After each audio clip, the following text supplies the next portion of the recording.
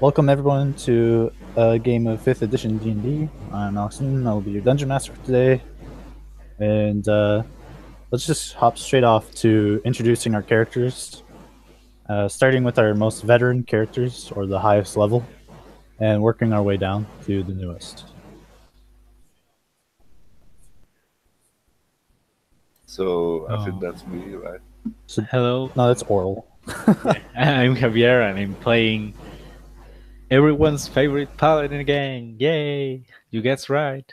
I'm playing Oral, this tall, big, clunky and clumsy half of paladin of the ancients that after returning to Lumina and doing some dealings with a specific dwarf friend and crafter, he is and taking some good rest.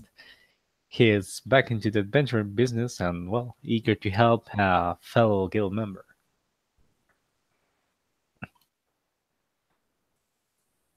So next will be Hope. Yeah. I'd rather play Hope. It's a Tiefling.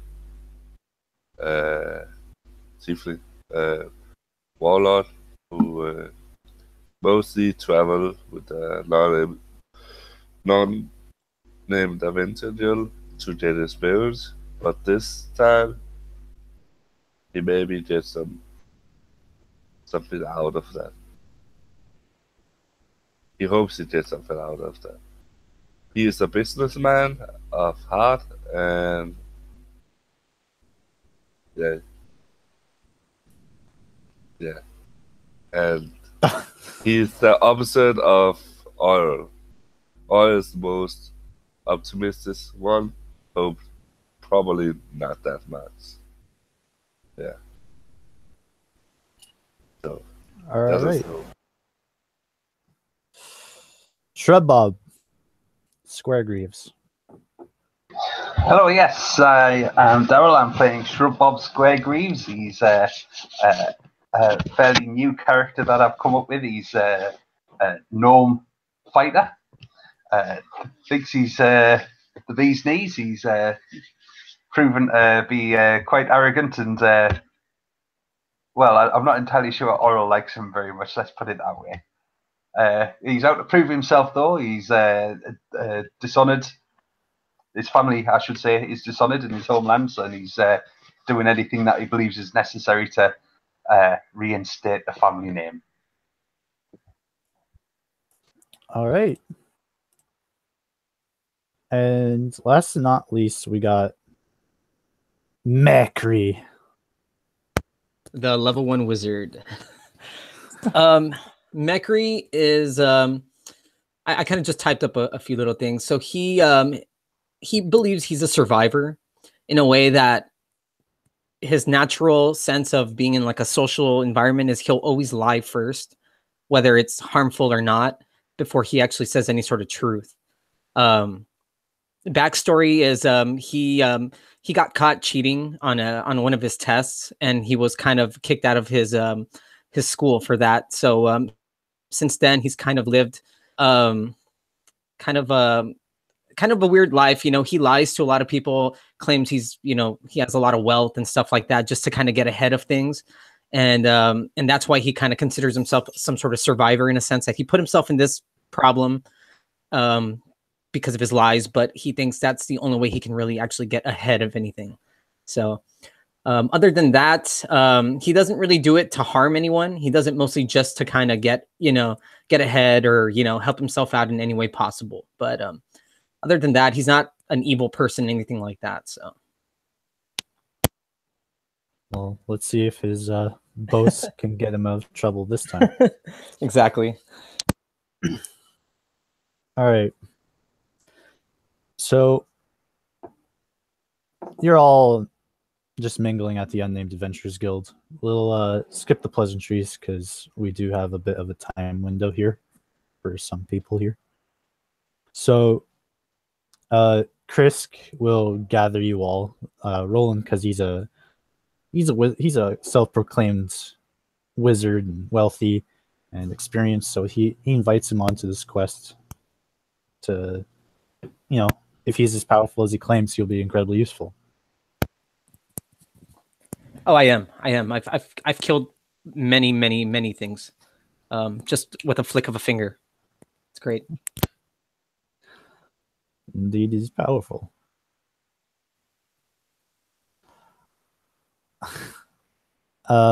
He's going to invite Shrub Bob because, of course, they're going to need valiant protectors and Oral. Why, of course, dear friend. Happy to be of service.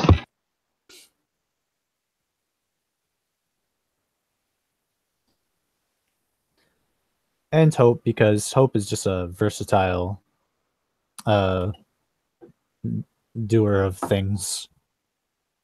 He's pretty well known now, and his expertise would be useful.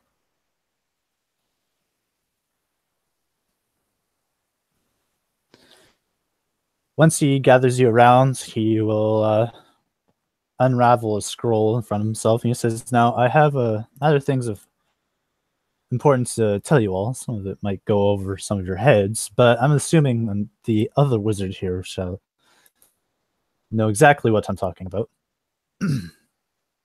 I will need a few things from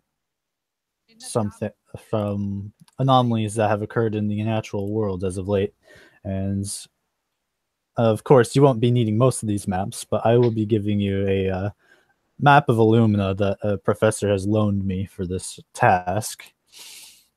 And he hands you a map of Illumina. He says you'll be heading north into near the mountains in the forests, and you may have not noticed, but a meteor has fallen there recently, and I would like to send you four out there to reap its benefits.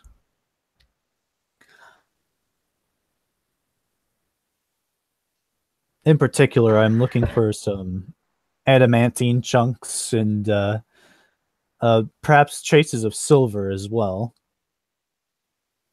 Are we familiar with the adamantine type of like metal, or should I roll on that to see if I know even what that is? I know. Yeah. it. If you want. It's not common, like too common knowledge. It's not too common. Okay, no, it's cool. It's cool. Well, I mean, you're a wizard, so it would kind of behoove you if you didn't know about it. Oh, I know all about it. I've seen it. I've actually held that before in my hands, and you know, I can easily get that for you if you like. He says, "Oh, good. Oh, good." So it's left quite an impact there, but from my other readings of the star charts and some of the detection spells I've asked of some of my professors at the Wizards Guild, that it may have fallen with an elemental of sorts. So this is a great opportunity. I wish I could go out there myself, but they say that elementals that come from the planes themselves, the actual planes, they have a greater chance of crystallizing into what we can only just simplify as cores. I could use one of those for some of the items that I need to make in the future.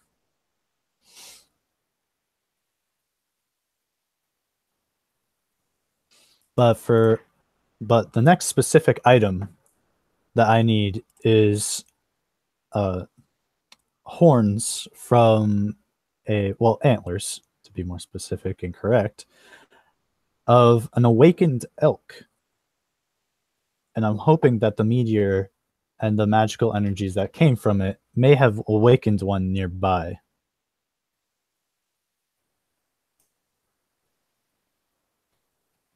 And how do we extract antlers from such a creature? I doubt it's going to just give them to us. Well, To dear. I mean, the simplest solution is to just slay it.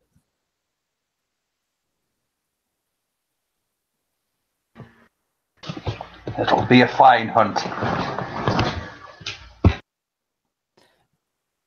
Now, I know what you're thinking, that I haven't listed any rewards yet, and that's fine,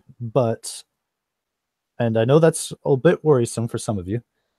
However, from my charts and some things I obtained from another professor from my college, is that could be a temple nearby where the meteors crashed. Now, I don't know if it's particularly in that area, but if the meteor impacted it, then it should have left a hole nearby that should take you inside. And feel free to, he's looking for any artifacts that may come from the temple, so feel free to loot the temple and keep or sell whatever you want. But I'm sure he'll be offering a hefty price for any artifacts that come from it.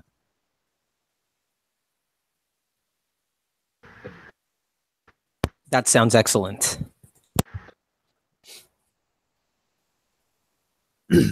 Now, any questions?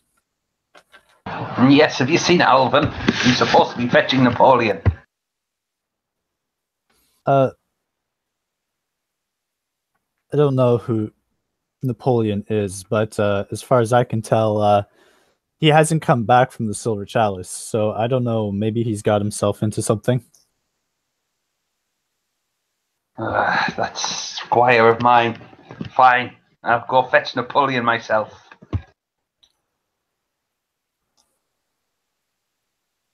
Well, that's not the question I was expecting.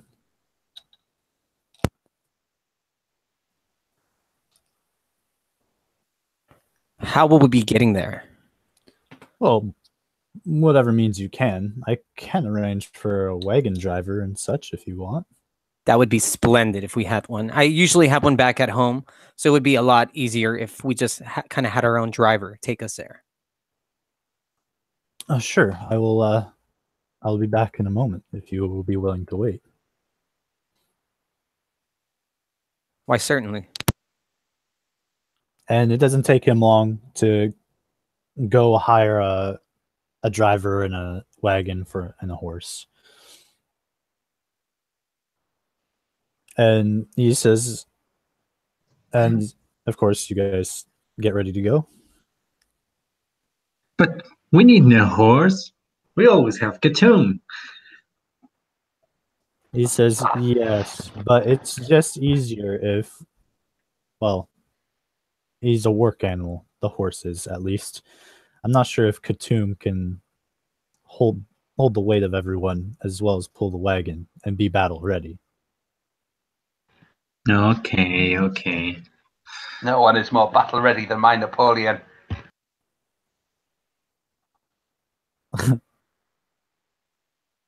Napoleon barks. Down, boy. The enemy hasn't arrived yet.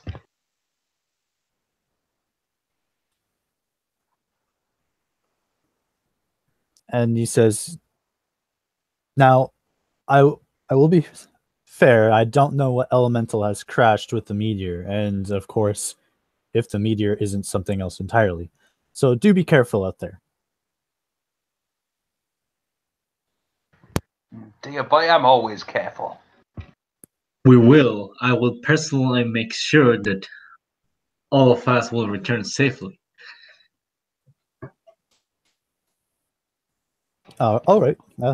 I trust all of you, especially Master Oral here. So feel free to leave at your own leisure. And he heads off to the markets.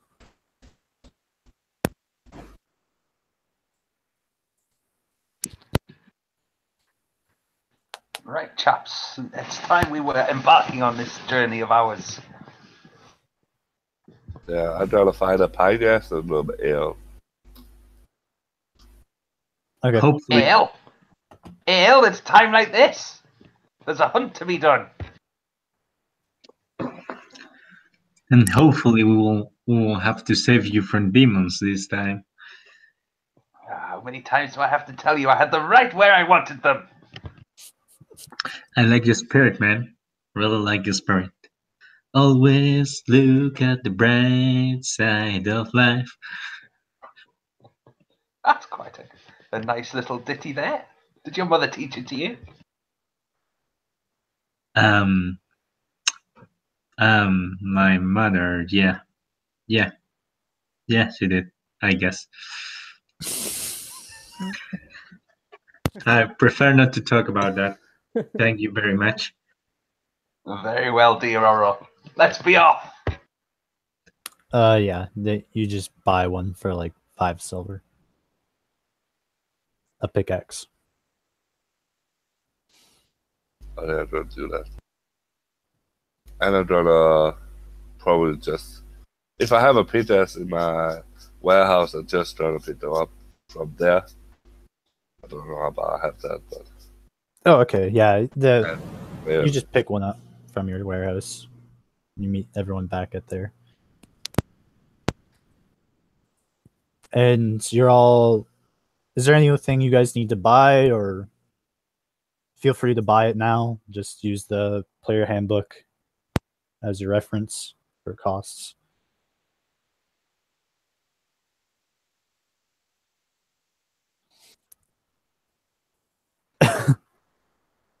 I'm going to take the anonymous silence as you're all heading off then. Yes. Yes, I'm packed and ready to go.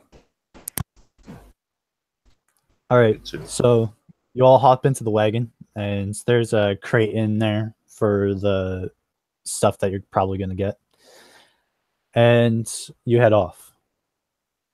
It takes you 2 days for the wagon driver and your party to get to the anticipated crash site, which is a little wrong, but it's just a star chart. It's not accurate.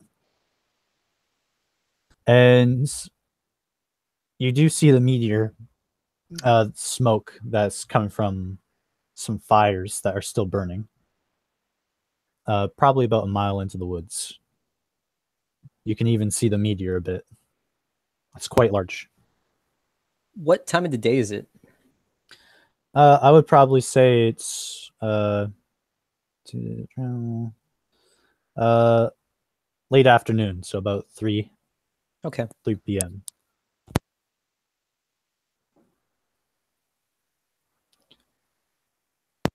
I want to roll my perception and kind of see if I sense any sort of danger up ahead, or aside from the big meteor sticking out of the ground. Sure thing. Okay. I rolled a 7. You do notice quite a bit of smoke over there. Hey, there's some smoke over there. Maybe we should go that way. I'll leave this to Napoleon. Napoleon boy, check the area. Your mastiff starts sniffing around, looking for anything to really pick up on. You can give me perception with advantage. Mm-hmm. Well, that wasn't very good. That was 6. Yeah, he starts barking at some into a burrow, and he's barking as loud as he can. He can make me a dex saving throw.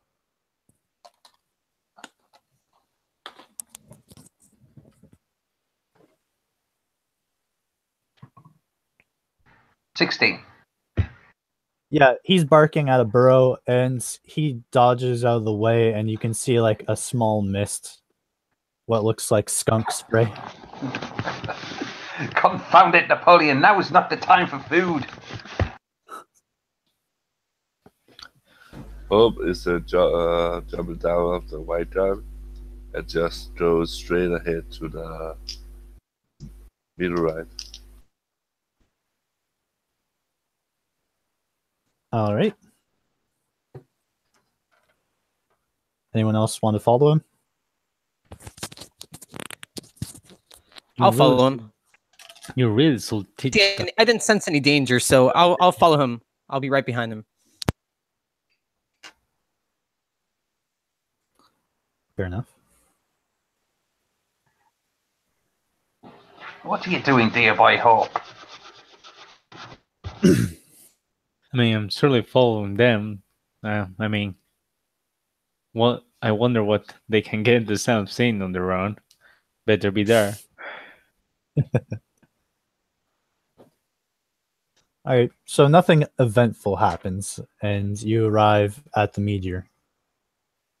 It's fairly sizable, maybe about 7 feet tall, about 5 feet wide. Pulled up pretty badly. You do see some shines and shimmers in it.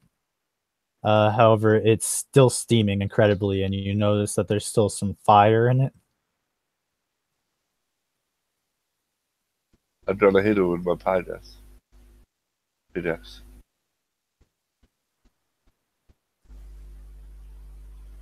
Roll me a perception. 15.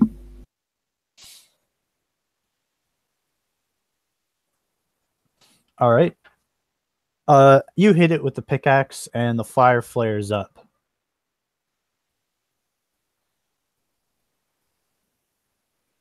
Nothing else? Yet. I'm gonna hit it again then. Okay.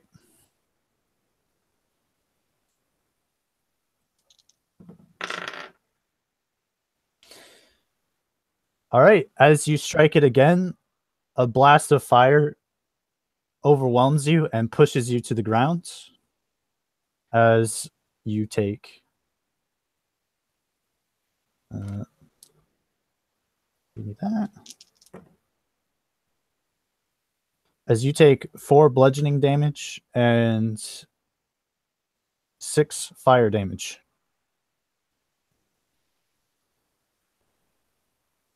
Also, I need you to make a reflex saving throw.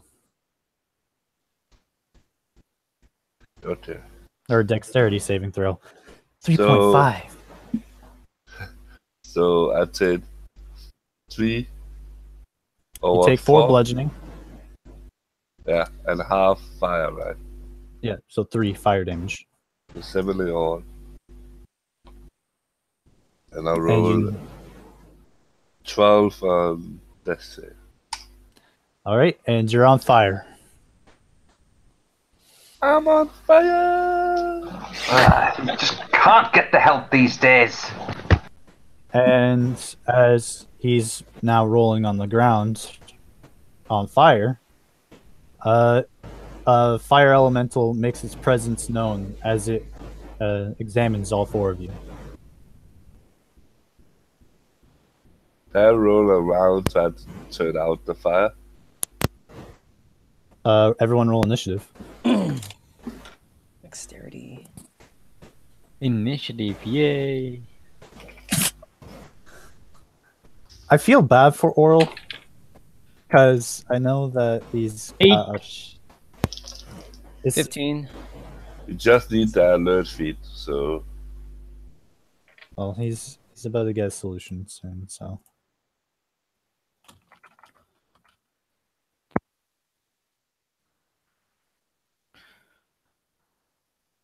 All right, so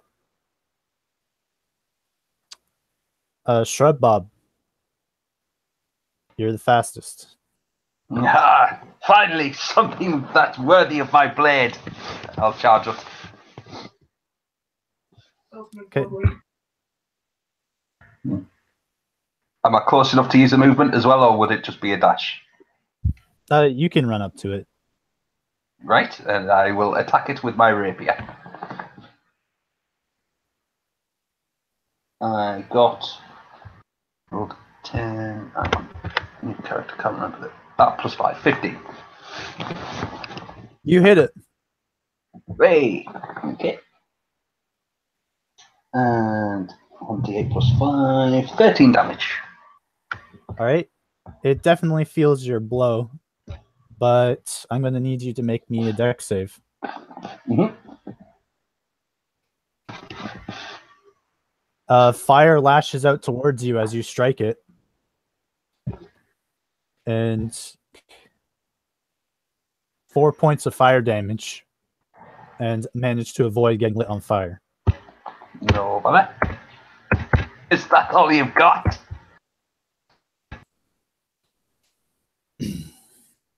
Hope, your turn. Or, what was that? 11. 11. you should let me see here.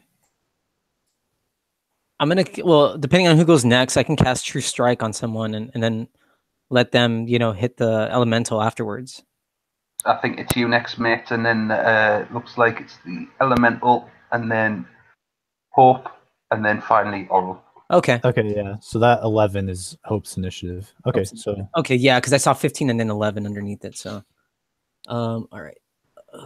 Okay, so then perception. Okay, so then all right. So what I'm gonna do is I'm gonna actually I'm going to kind of like move back in a defensive position with my dagger out because that's really all that I use, and I'm going to cast True Strike actually, and I'm going to cast it on who just attacked right now actually.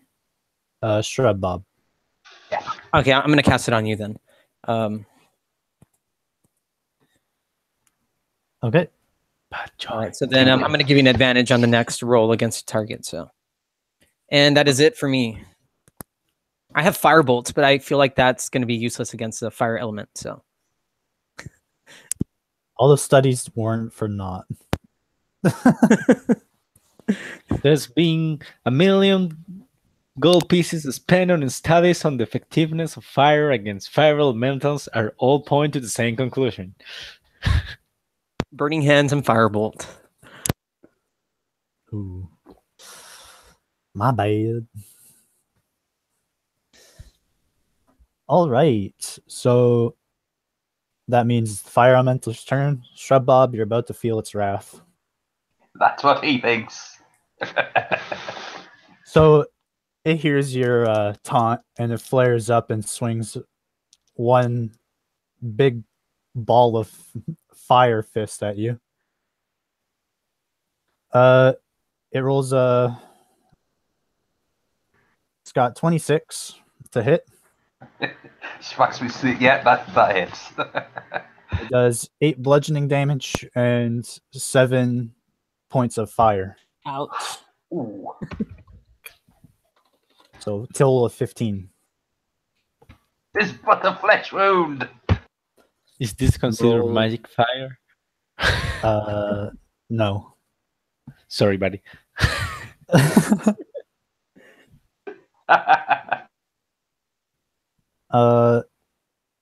Roll dex save.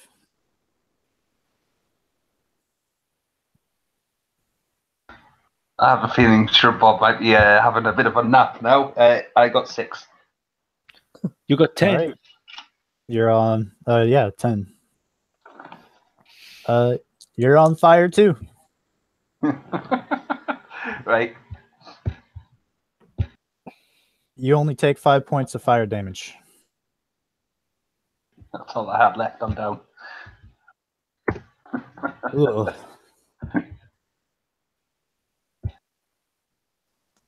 And it's going to make another slam attack towards Hope. Is a 15 going to hit you, Hope? Yeah, it just hit me. Yeah.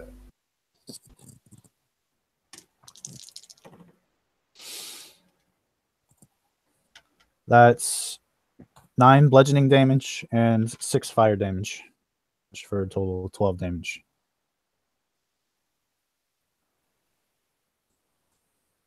I don't use my Hellish Repute. Okay. I don't know about death save or hit save. 19 fire damage. But No. He sees the fire emanating off of you and he just swallows it and now he's back to full health. so he's immune? Or he's Yeah. healing? Elementals are immune to their elements and they can heal off of it. Great. And that is I my figured my main, spells were useless against him. my main They're beneficial fire. for him. Keep using it. Mine, its main is fire, so fast action. Is that my turn? No, that's just your rebuke. So It's now your turn, and you have your reaction back. Fuck. So, did I get up? Yes. I did up. Do I take fire damage? Uh, You say I was burning, just one. so I take none. No, I already included the resistance. Oh,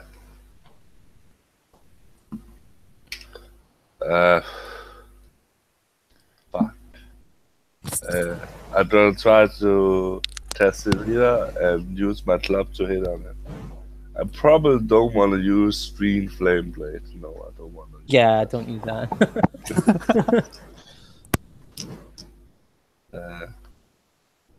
21 to hit. Yeah, that hits him. So, my god. So 2 bludgeoning damage. No, 7 bludgeoning damage. And a level necrotic damage. Okay. And I take 5 necrotic damage. Make a reflex save. You did the bonus from I roll a 19. Okay. You dodge the fire that's coming your way. Yeah. Oh, so I was 23. Okay. All right.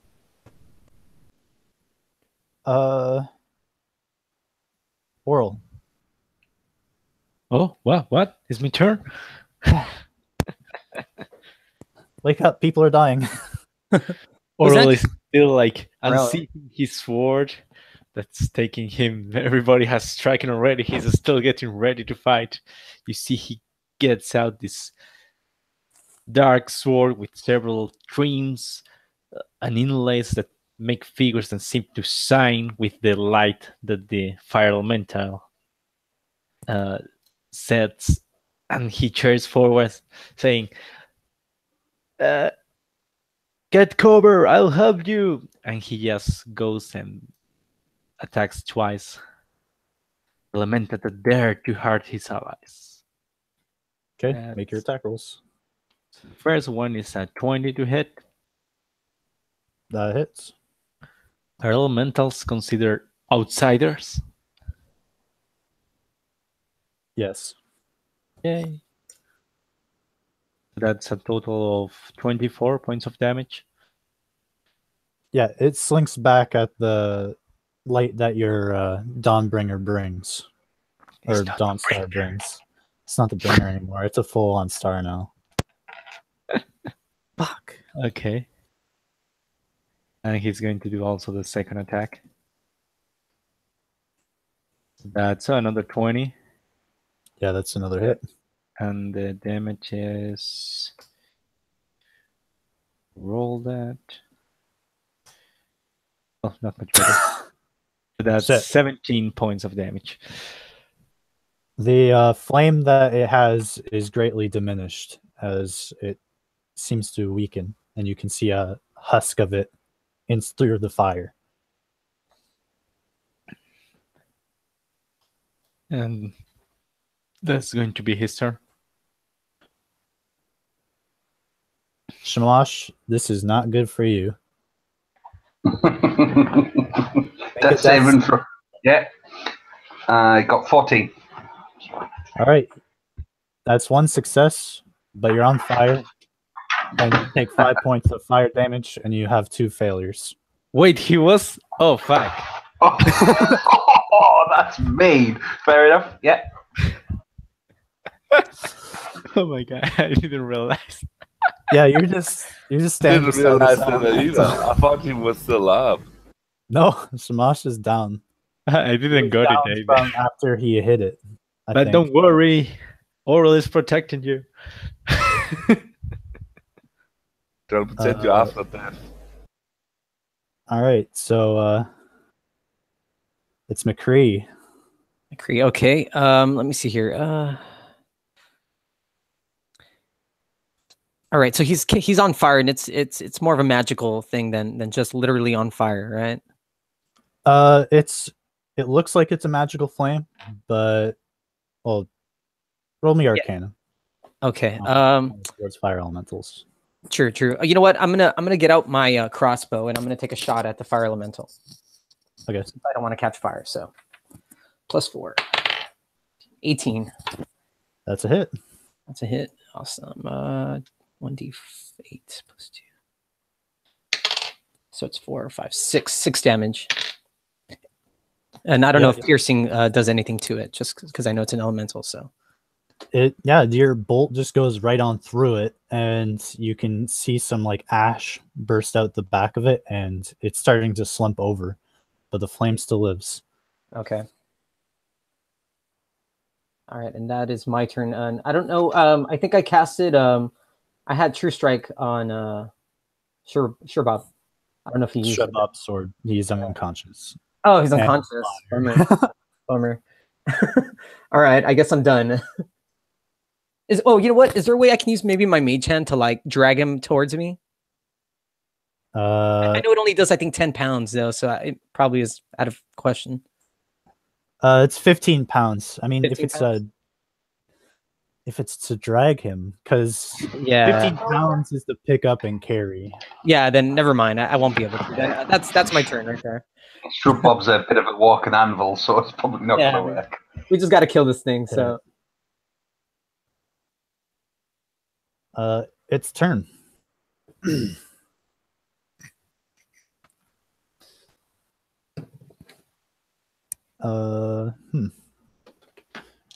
It doesn't really have that many other options, so it's going to look to the person who's posing the largest threat right now, and it's going to strike towards Oral. Oh shit! Wait, me? I'm only a paladin. I'm good. I'm not a threat. I'm little. He's not going towards me. It rolled a 3 and 11, so 10 and 18. Nope. Yeah, so it swipes at you, and the magic from your armor just thwarts it.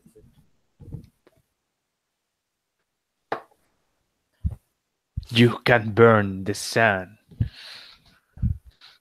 And here's your words. And it's going to move on top of Shrub Bob and beside Hope. It consumes the 2 fires nearby. And you can see it bolstering itself with the flames that spread. So the flame is drawn on me, and yeah. So it ate the fire off of you.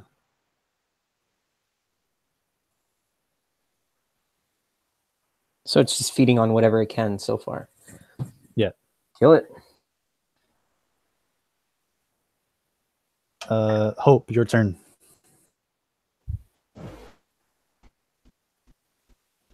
I try to put something in the drum's mouth, but I don't know what.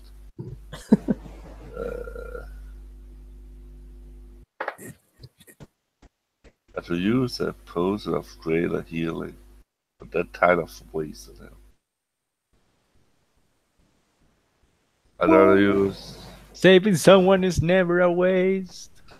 I have other stuff, so. You hear a voice in your head. Gotta use one dose of this one on him. Okay, roll 2d8 plus 2. And I'm gonna put it on his face. Okay. Not in his mouth, but on his face. 2d8. That is 2d8, 11 plus 2, 13. So Shrub Bob, you're awake. You're not on fire. You have 13 hit points, but the elemental is standing above you. Nah, I've got you where I want you. And I wasted 1 use on him. Oh no, not again. I wonder what could go wrong. Okay. So, at drink the potion was a bone action, right? Yes. Well, free action, but yeah. I know what I need to do. I drink the heal potion. Okay. That's my turn. And Oral. Oral seen Shrub up its conscious now, but with the elemental hovering over him, he's just going to try to finish it. Wait, did I make you roll dex saves when you hit him? Nope. Do I have Yeah, you're to? gonna make those saves. Okay. Saves. Yay, my favorite. So that's going to be a 16 for the first one, What? You cheated. and a 17 for the second one. Alright, so it didn't matter. You dodged the flames as you hit him from last round. Oral dodge something. I write this in my journal today. That's your turn. So okay, it's my turn now, no? Yeah, it is. So he's just going, to try to finish the creature before it can attack the guy that has everything under control. 14 to hit. It moves out of the way. Seems I'm not the only one that knows how to dodge around here. And 18. Yeah, that hits him. That's going to be 24 points of damage. Yep. The husk blows out and the flames condense into a small fist-sized globe. Inside it kind of just lands on top of Shrub Bob as he's laying on the ground. It's incredibly hot to the touch, and yeah. And when it rolls onto the ground after bouncing off his armor, you see the leaves kind of ignite and then burn around it.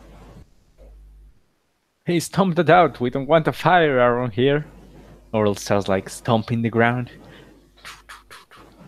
Okay, yeah, it doesn't pose any like a threat for a forest fire. What does the orb look like? It's a small, opaque, bright red orb. Again, size of your fist. It's quite small. Looks like it might be some sort of crystal, but you're not really sure what it properly is. I guess we have to carry that somehow. I tried to lift it with my hand. It doesn't burn you, since you're naturally resistant to fire. It's still hot, though. Yeah, I'd rather carry that then. Okay. You better be Oh, okay. actually carrying it, though, and not putting it with the rest of your stuff. I'm carrying my offhand. Okay. Is there a way I can use my Arcana to check to see what it might be made out of? If I like inspect it, maybe a little closer. Yeah. Roll me Arcana. Sure. It's +3. 14. Simply put, it's basically what remains of its life essence crystallized. So basically, this is its soul. Great. Okay. That's creepy. Crafters use this stuff to make magic items. Nice. However, they don't die when they get put into magic items. It's just that their magic, their being it, influences the magic of whatever they are made into. Nice. I kind of figure I don't know about this. I eager know, like happy. I mean, everyone can make checks on it. What's the check? It'll be a little higher. It'll be a little higher for everyone else because they don't study elementals and he's a wizard. But It's Is this Arcana? Yeah, Yeah, it's Arcana. 11. 19. 11 doesn't really tell you much. It's just a really hot, what looks like glass globe. And 19, being that you don't particularly study the same type of magic that he does, it's just pretty much the same information. It's life essence crystallized into a small form, so that it can manage itself better. Okay.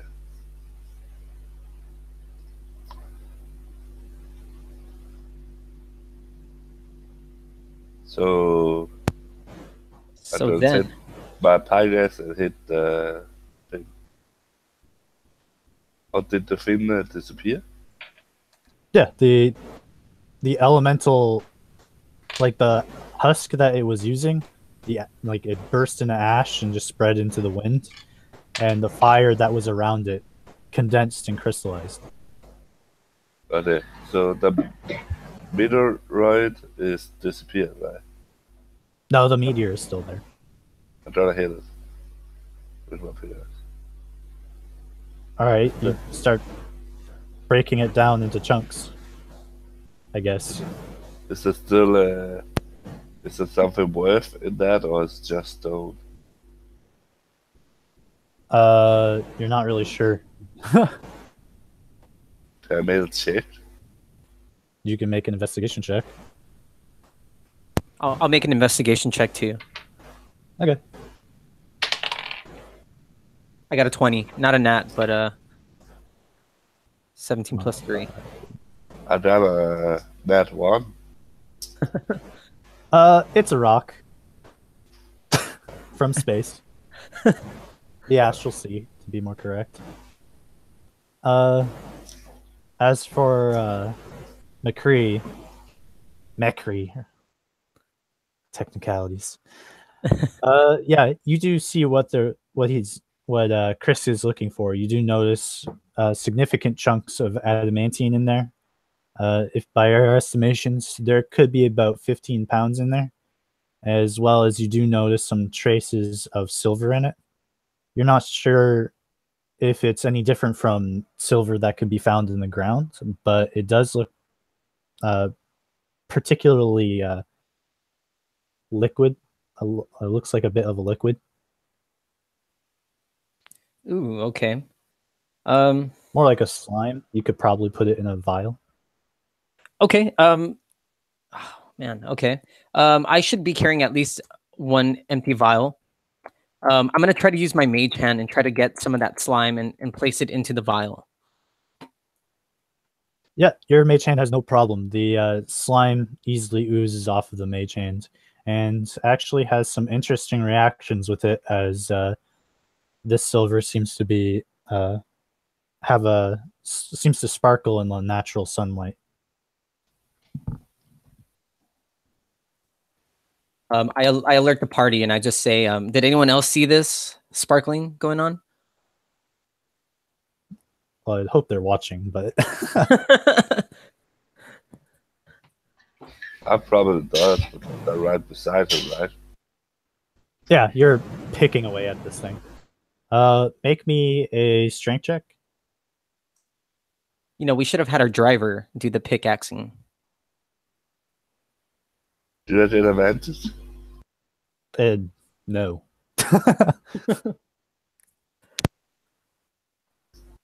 I rolled a 10, so 9.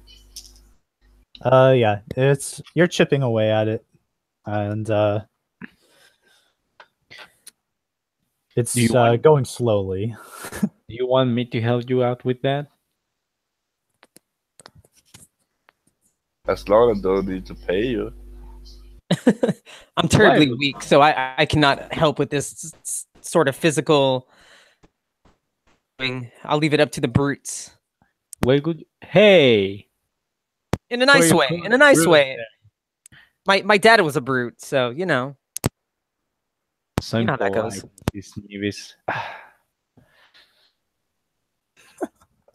I still think we should have had the driver do this work for us. Or else going to get a pickaxe from his bag of holding.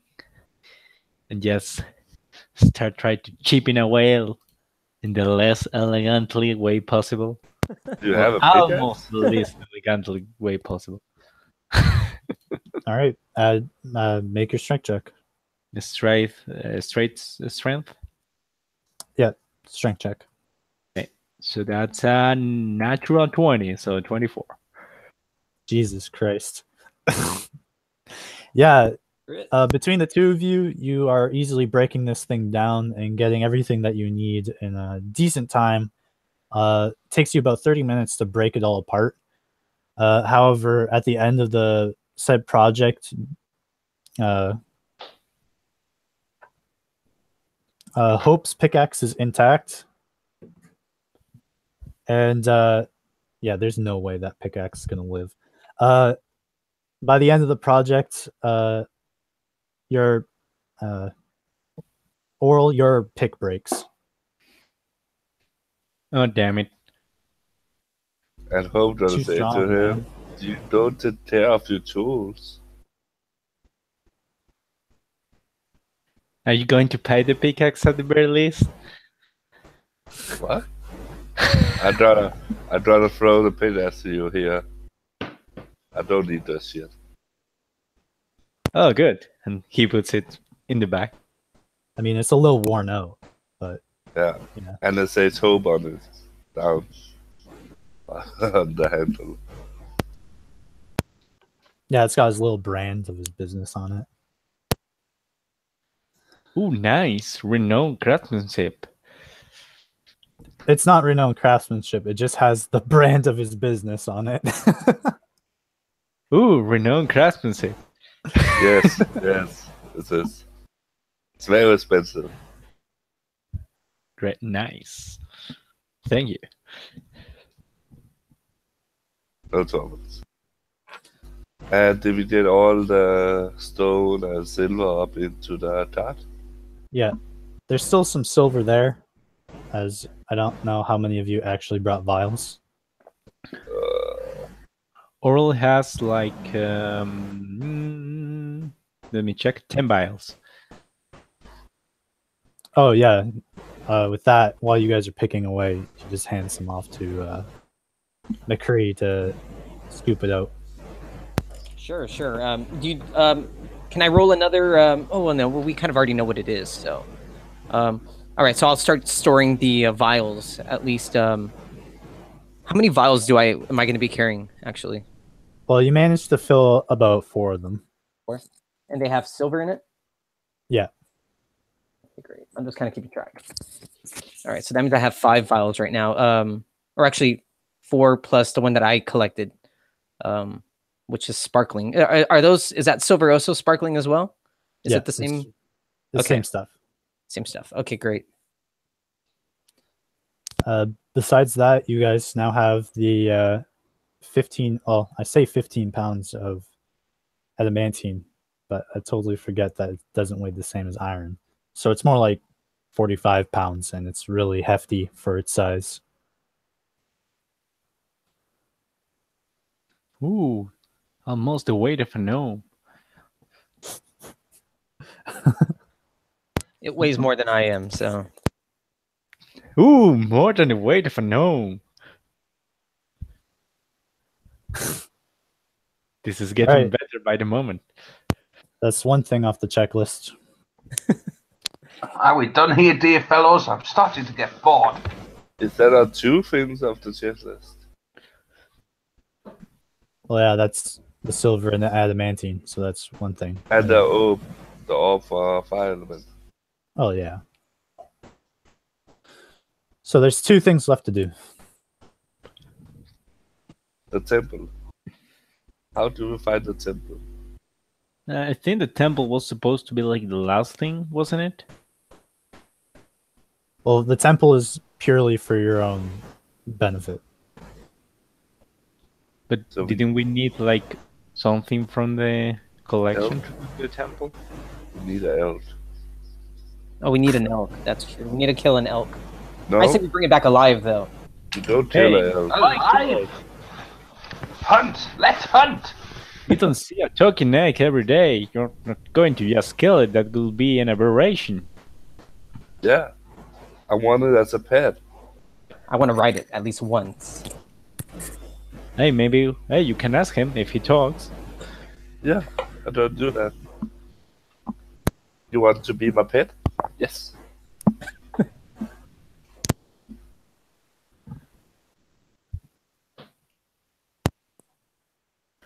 How Alright, do we then. find a fucking elk in the fucking mountain? You're still in the forest. You're not in the mountains. In the forest. How far is the journey from here to the mountains? Probably about. I would say about a day away. So Then we should 30 start miles. heading that way. What do y'all think? I'd rather use the can whip to make my voice 3 times louder and say, "Elk, can you talk to me? Elk, can you talk to me?" Okay.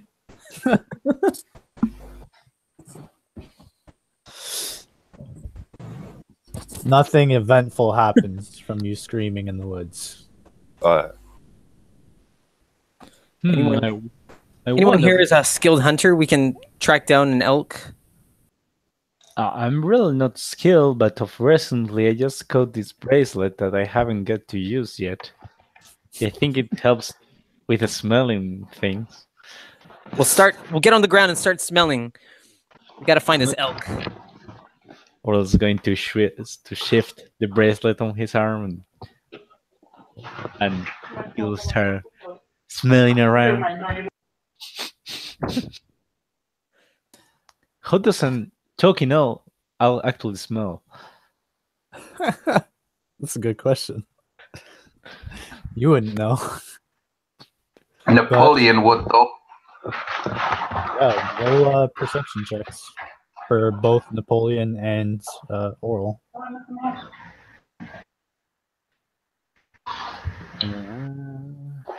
They both have advantage, by the way. So Will this be considered tracking? yes, Yay! 15. This is what? Okay.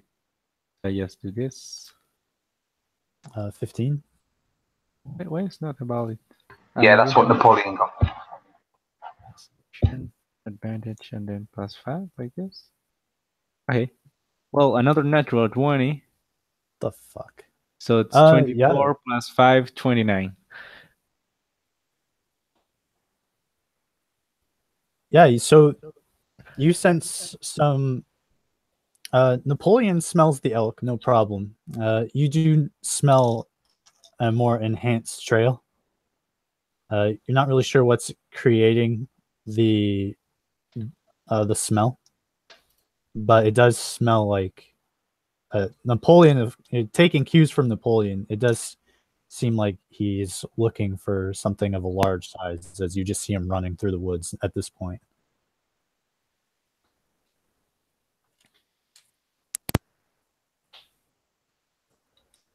Good boy, Napoleon. Find this talking elk so we can bet it in battle. Hey, stop the battle enthusiast. If you want to battle, you can battle me. You read one, you would last a round. Says the little one. He's level 2. Okay. I don't Hey, do who are you this, calling little? The small I'm pretty people. tall for my. Thank you. Oh, just like me. We have something in common. So you guys follow Napoleon and Oral? Yes, I do. Yeah. I cast actually while we're walking or following. I'm gonna cast mage armor on myself. Okay. Yeah, you guys. It takes you a good hour of tracking, but Napoleon does encounter this elk, and he's barking at him. And Oral, you catch, since you're also there, you catch up to him. And you just see this elk. It actually doesn't seem to be that scared of Napoleon. Hello, Elk. Hello? What's your name? What's a name? Oh shit. This reminds me of something. I think I met someone like you before in the character more than in the physique, I must say, but still.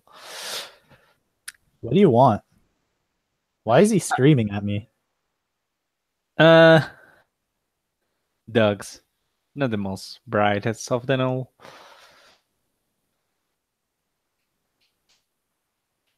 Well,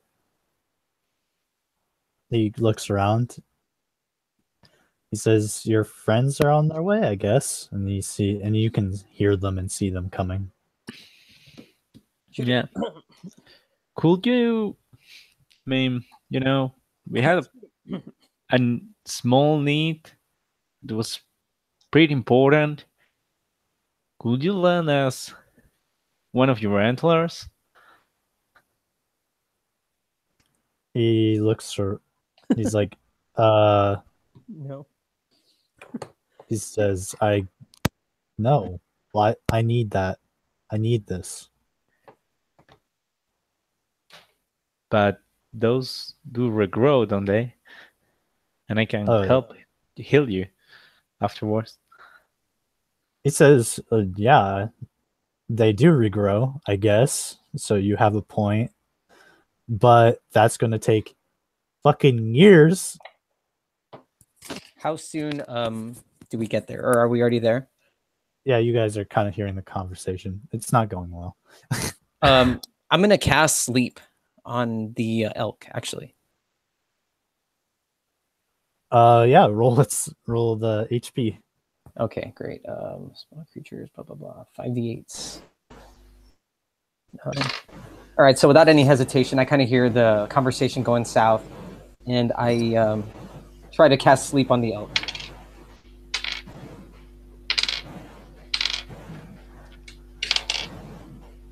$24. Oh, yeah. So you show up, cast your spell, and it gets tired and hits the ground. I said, what the fuck? Excellent. How did I talk with it? Hey, I was talking to you while you're going to get a nap. Oh, damn it. So I walk over there and I grab one of the horns and I say, so who's going to start chopping this thing off? We don't need to kill All of him. you make perception checks. Alrighty. 21. I'll have 20. That's 20. 90. What's your total bonus with nat 20? 20. Okay.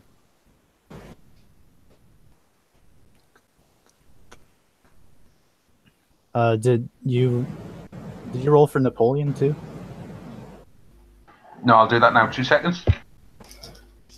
Is it something that can be heard? Yes. Yay. Okay, I have to roll. Oops, that's not what I wanted. 120. Oh damn, it bit me. That feels disappointing. Yeah. And what did Napoleon get? Yeah, he gets advantage on keen hearing, and well, that didn't really help him very much. He got 18.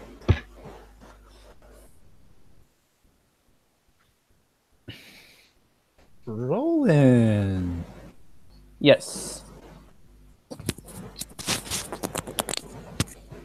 So you're sitting beside this elk. You're talking about how you're gonna butcher it and stuff like that. No, we not. I'm You not guys are telling. you guys are saying whatever you want to say about it. And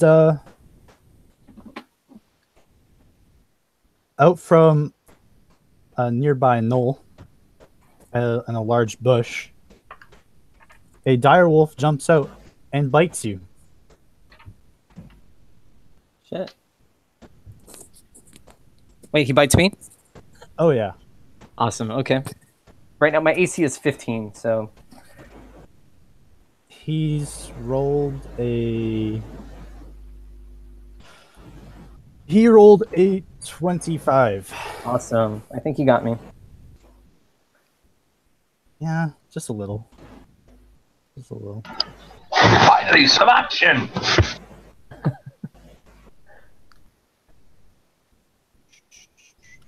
That's not good for my little halfling friend.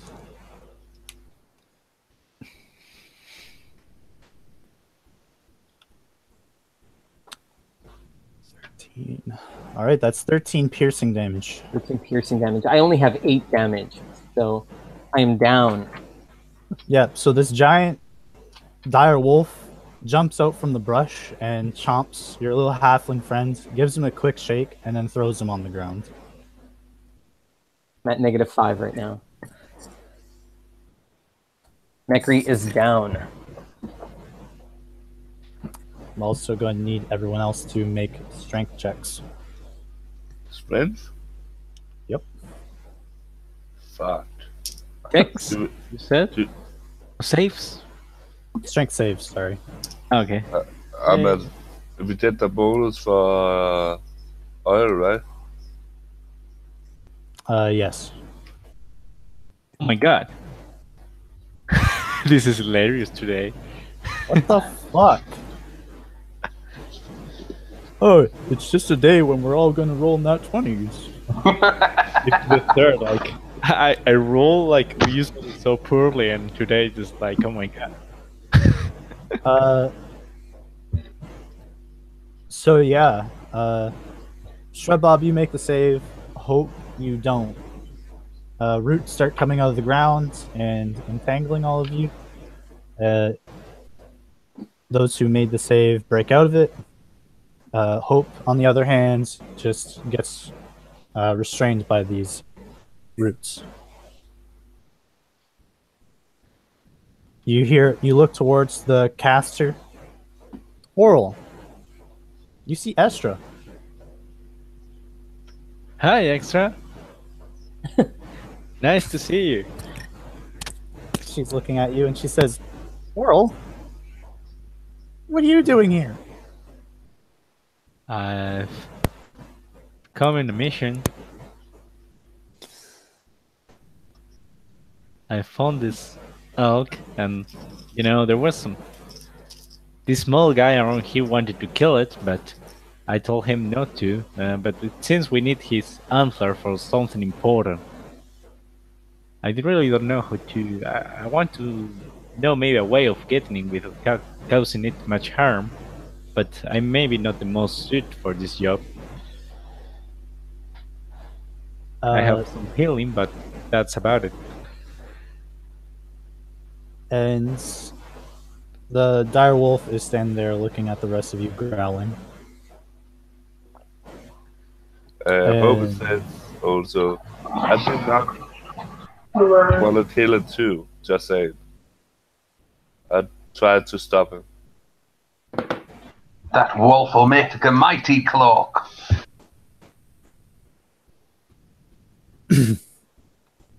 Yeah, sure, you can try fighting him. No, I never said that.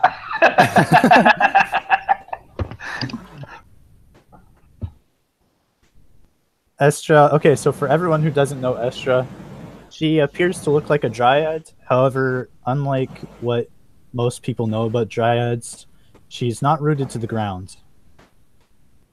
Oh. And she has bark skin and roots just wrapping around her. She has leaves, bright leaves glowing off of her as well. You're surprised that you didn't notice her when she was casting the spell. I think Hope had met her before when she was level 1, but yeah. So some time ago. and she says, "Well, Oral, you can probably guess why I'm here."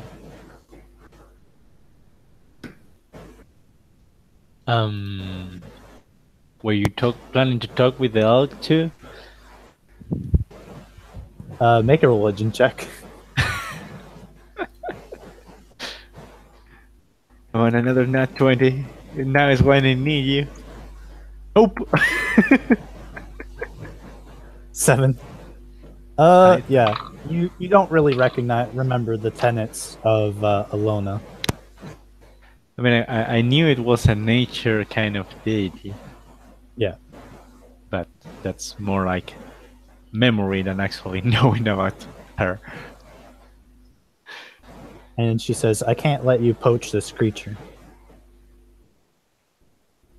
You have to what does exactly poach mean? Like, Basically to wrongfully kill animals. but My dear, we don't want to poach this creature. We merely want to kill it for its antlers. shut up, you bastard. I'm still super dead, right? You're dying. Yeah, make a death saving throw. Let me make one real quick here. Hope and me, we don't really want to hand the creature. Like, we don't want to kill it. I rolled an 8. Okay, that's 1 fail. Then I try to get out of the. Technically, you get +4 because it's still a save. Oh yeah, so you make it. Awesome. Okay. I'm still pretty much passed out though, correct? Yeah. I'll go get Merryweather back up. Talmeric stops you from getting to him. Easy, fine beast. Just because I want you for a cloak does not mean we're enemies. He barks at you. And they call me short-sighted. I roll to get out of this restraints. Make a check. So we're telling you, Ezra, I didn't want to kill this creature. I mean, it's pretty unique, and well, you know that I don't like just taking lives away for the sake of it. Most like the contrary. More like the contrary. Sorry. I want it as a mount. Just saying. You didn't make the save. No. So you're just struggling. Test still speed. Yeah. I say, I wanted to ask it about it want to be my mount, but I didn't get the time because you have the stupid halfling gnome small thing do stuff. Astra says, "Well, we can't let you take it." We? No, You mean you and I your don't friend want the to wolf take here? it. I want to ask it about the one to go with me.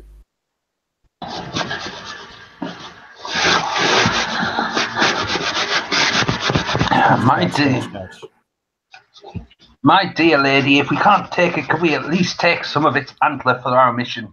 Can I roll a persuasion check on that? Sure. The baddest one's in possession. Oh, Don't worry. I rolled a 19 plus 4, that is 23. Solid. Now I have to get out her character sheet. God damn it.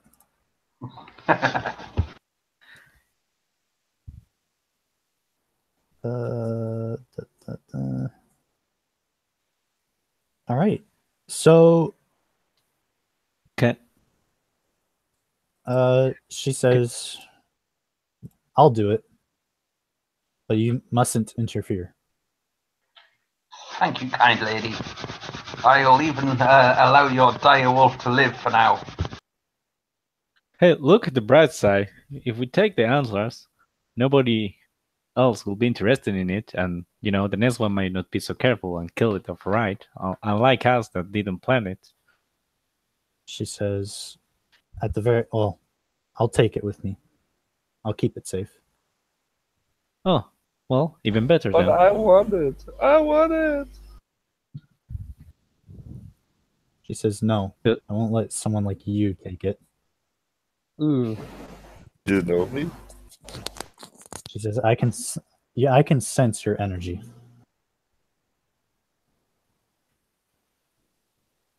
Whatever. Ooh. That sound mean. Yeah, I think she's pretty mean. calls us stupid for being small. Everybody knows that Tiefling's brains are in his pawns. All right, so Telmeric backs away from McCree, and um, she heals you herself. Awesome. So you are healed for 4 hit points, 4 hit points. and you wake up to see her finally. Do you need help with the elves, possible goons, or something like that? She says, "No." Okay. So you just see her sitting beside the elk, and she seems to go into some sort of trance. And about 10 minutes later, the horns just kind of pop off, the antlers, and she gives them to you. While they do that, I try to get the oil to pet the direwolf.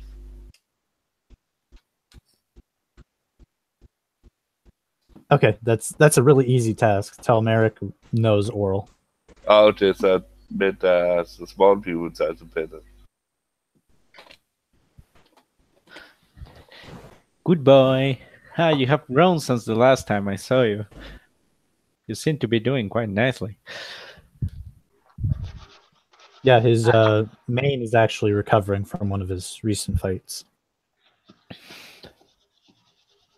Actually, forget the fact I said you would make a very good cloak. You'd make a mighty steed. Does he look hurt still, or is completely recovered? He has many scars and injuries.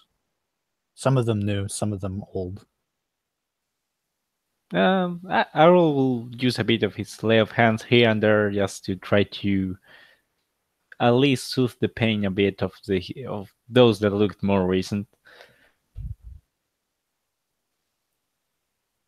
Yeah, so you use your lay on hands, and Estra gives the antlers to Shrub Bob. Thank you, dear lady.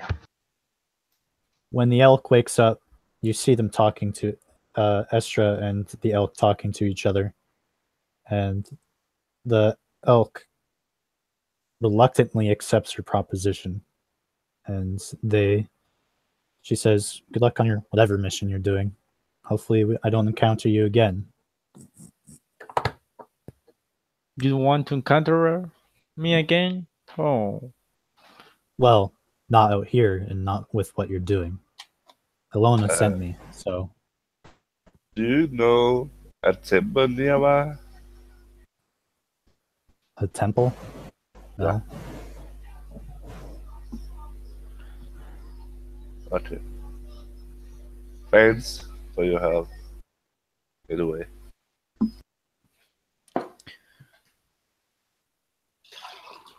She takes the 2 animals, Telmeric and the Awakened Elk, and walks away with them. bye. Hope to see you around sometime soon. You know where to find me. I will come looking.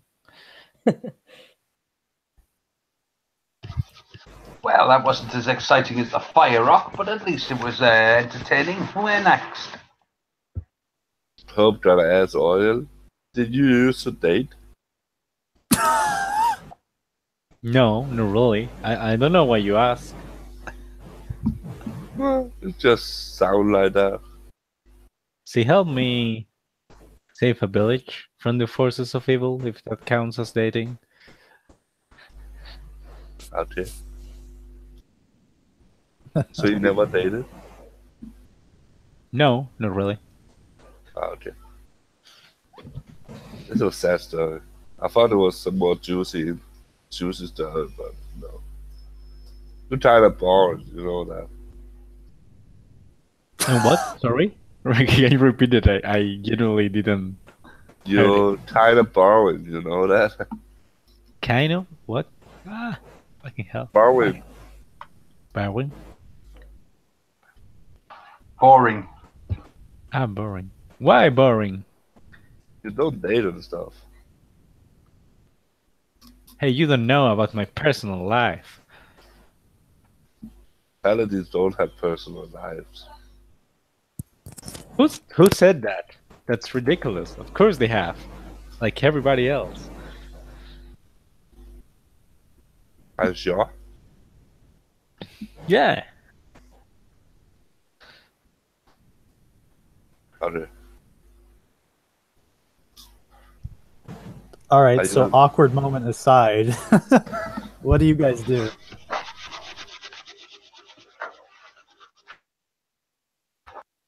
Um. Well, I'm in need of a short rest at least, just so I can regain my strength and continue on with this. Rest, Merryweather. There's loot to be found. Temple. Rest. Well, if we go to You that need to temple, rest. It's very early on the day. I can rest in the wagon. What are you talking about? I guess we still have the temple at that start. We have to get somehow. The temple is about a day away. I can definitely get some rest doing that while we adventure there.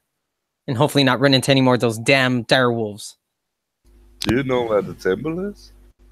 It's on the map. It's near the meteor. Ah, okay. Yeah, So we it's have it mapped. We have it mapped out. So basically, we have the meteor stuff. We have the elemental. We have the antlers. So it's really only the temple left, correct? So it's like a twister card or a twister map thing we have? It's time to get rich. I thought you already was rich. Hey, guy, not everything's about the money. Wealth can come and go. You have to maintain that wealth. Yeah, if you're stupid. Whoa. Those sound like fighting words, sir. You probably don't know who I am, just saying. Who are you? Or it's like, he's hope. Merryweather, don't worry about the tiefling. He believes he's an entrepreneur. Last I heard, he was setting fire to buildings and annoying the lords of the Illumina. There's even rumours that he might have fallen in with a vampire. He thinks far more. He thinks he knows far more than he actually does. What are you talking about? I was framed for that burning of that building. Framed, I'm sure. I gotta say, you're pretty fiery. Yeah, I am. And all the girls tell me that too. Oral makes a kind of with his armor, but then.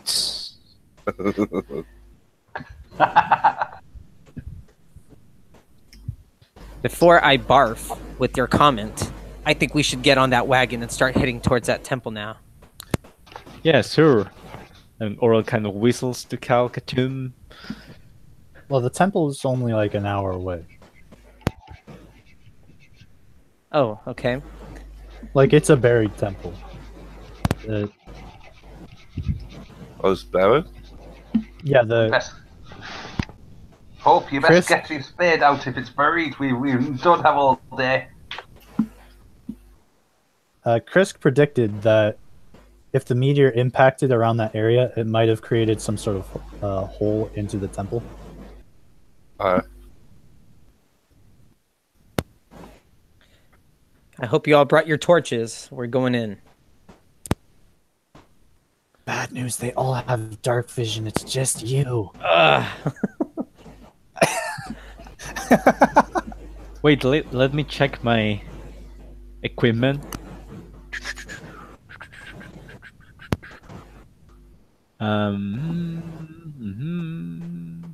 Well, I don't have torches, but I have a bullseye lantern, if that can help you.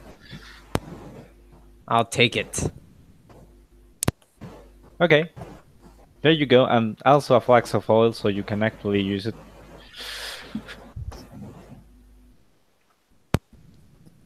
Am I able to heal myself before we get to the buried temple? Ask the pal and heal you. Orel, why don't you throw me a heal over here? And my stomach is still bleeding from the bite that I got earlier. Oh, you want to fill my thatch? Please. Good enough. Make sure and take your glove off before you do it. Oh, that's... Like that you really get the warm feeling. And I heal him for... I don't know. 5 hit points, because Oral doesn't know how much HP he has. Just enough until he feels like the goons are closing, I guess. Okay, I only needed 4 hit points, so I'm back at 8. I give you 5. I'm generous. For the extra tickle and worm.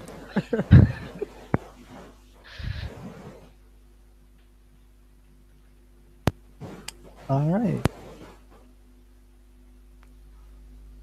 So you guys head back to nearby the meteor site and roll me investigation checks. Investigation. Investigation plus 3. 17. 12. I'll type it. I don't know if Shrub Bob is back. Well, if he isn't back, I'm going to profit to take a quick bathroom visit. Oh, there's some water. It's all right. If you need to go, we can take a quick bathroom break.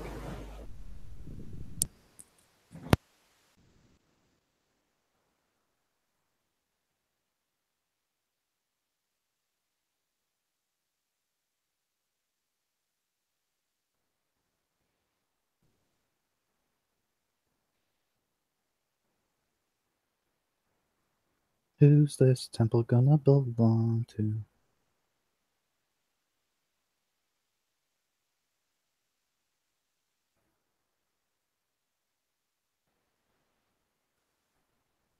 Ooh, that one actually kind of makes sense.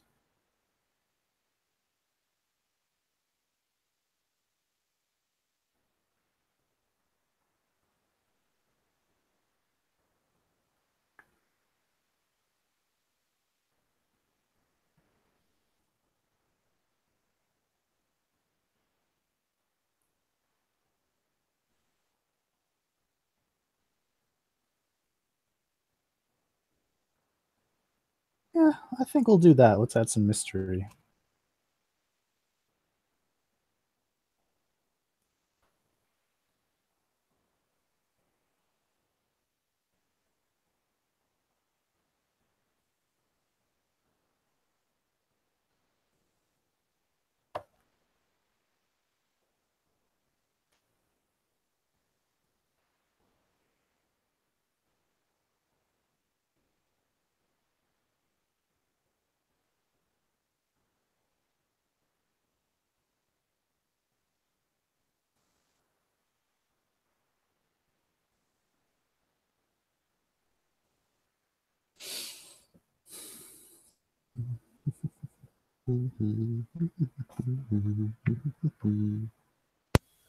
Enjoying your loneliness, Alex? Yes. Now go away. Now go away. You're ruining it. Who dares disturb my slumber? The guys that come for plunder. Oh my god. That small people we have with us are so stupid. That's racist. Yeah, dwarfism. not dwarfism. This is sizeism. Well, this is not dwarfism because they are dwarves, but Hey, I just say size matters. I wanted to say anything, but I'm the biggest one around here, It's too late now. and I also have the biggest sword. Just saying. It's not the size of your sword, it's the motion of your thrust.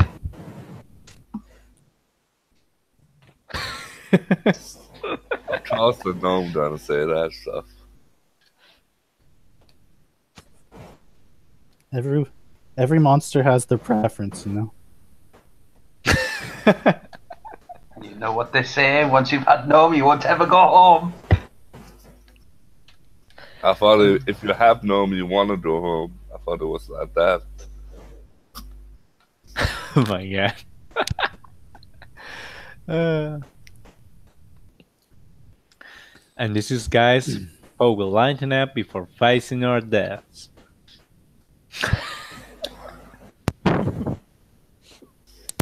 All right. So you do manage to find a steep hole in the nearby the meteor site. It seems to have shaken loose some of the roofing of what looks like an old temple. Inside, you notice a few benches, though they are broken or moldy, or both. Inside, you notice that there's a door that is strangely in decent condition. And there is a statue as well as a pedestal And I made a history nearby. kit about what Maybe kind of we should temple. put that hot ball in the pedestal. Crick said something about that moving the meteor will help with opening this. I know. Chris said that if the temple was underneath them, it could be underneath the meteor, but he couldn't be 100% accurate. Oh, So what kind of temple can we see it was? are there? Are there any like engravings or like It was a statue, scripture, right? It was on a the statue. temple, the door, on the pedestal, the walls, whatever? You guys can't see color in there, so you only see differences of light and darkness. So you can't really tell much from just up here. I thought the halfling was carrying a late bullseye with him. We need to go down first. Yeah, unless McCree jumped 40 feet to the floor. I'm gonna give my robe of strengthening to. No, I'm gonna use my immovable rod in the top, activate it, tie a rope to it, and go down. Okay. So, yeah, it's task easily done. You're at the bottom. Oral follows suit. Stay here, Napoleon, and guard our rears. Shrub Bob follows. Do the same, Ketum. Doom. Katoom just sits beside Napoleon. They both have deep discussion about peace and war. Napoleon's probably smarter than Shrub Bob anyway.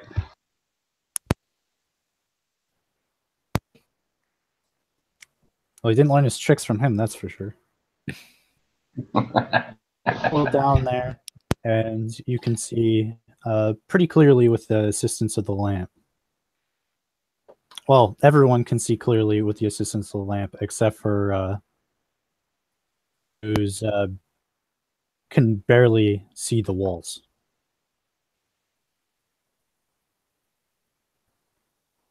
So, Oral would like to check if there's any kind of inscriptions or I don't know, things like that in the around, especially at the door or near the door or at the pedestal.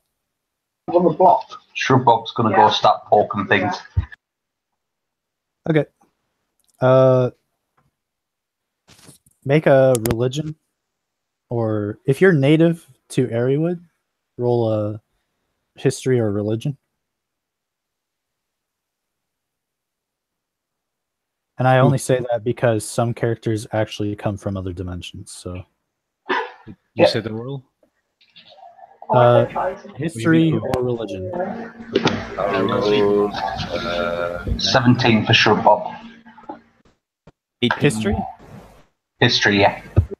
18 religion for oral. Okay. And what everyone else get? 23 history. History or religion History. for McCree. Oh, I'm sorry, it's history. The three of you are discussing what this place might be, and you believe that it's a temple that belongs to a ancient band of ancient war band of knights who used to travel to the northern wastes. However, this place seems to be about 200 years old, and from your recent knowledge of their movements, you know that war band has moved further north and has created a settlement in the wastelands very far north, near the very what people would say would be the tip of the planet. This temple, the temple being here, would signify that they weren't always up there, and that they actually migrated up there. Other artifacts that you don't really notice in this building, and you do notice some tomes, but you warn them away. There's not much else clue to what this war band of knights might be doing up there. As for Oral, examining some of the statue and some of the letters, you know Primordial, right? Yep. Recently learned it. And Giant? Yep. Yeah. So some of the together, I guess that's some soft form of making an encryption. But you believe that this temple used to belong to Auriel, goddess of winter. And that these knights used to go through rituals to become fully pledged here. It seems that they served her a long time ago when they felt that when they were trying to migrate north, they felt that her protections would be the most necessary. However, from what you notice of the writings of the some stone tablets, and which are cracked and difficult to read, you guess that that was the extension of the relationship. It doesn't seem that they performed too many rituals and did bare minimum. So it was basically like they just came here to do this ritual, but they weren't really like attached to this goddess. They just made it because they wanted to venture into the farther north, and it seemed like a good idea. Yeah, might have been just so that they could earn her blessing, so they wouldn't just freeze to death. And it seems to have paid off, since they are definitely living there now. But we are seeing like all the temple already? Or was it it's not a very big place. The entrance, or what you would assume would be the entrance, has caved in, and of course there's now hundreds of pounds of earth in the way. So this place has been completely buried. There only seems to be the other room, which could have been a storage room, and the cellar. When you open up the trap door, which pretty much just pulls off. Doesn't seem to have much of anything else. The trap door would have led to a cellar. You can see signs of a ladder or a stepping ladder, but it's also filled in with just packed dirt. This room has completely collapsed in. You would have to excavate the place in order to find out what's in there. Is it silent here? Roll me a perception check.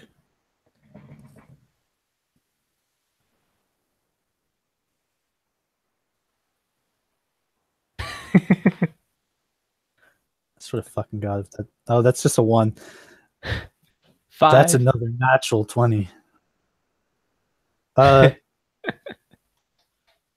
There's an atmosphere to the place, but you don't hear anything. Well, this seems just like a caved-in temple. I don't know if, I mean, unless we want to start excavating here, I don't know if there's much else to find.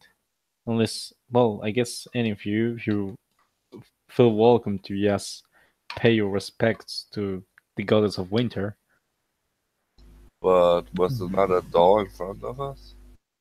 There was a door nearby the statue. Yeah, I'm gonna try to open the door. It's you shake the door and it's firmly closed. However, there is no lock.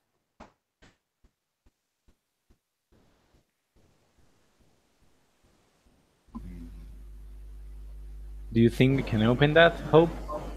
Yeah, I'd rather step a little bit back and fireball the shit out of it. Wait, I wouldn't do that. This place is already mostly caved in.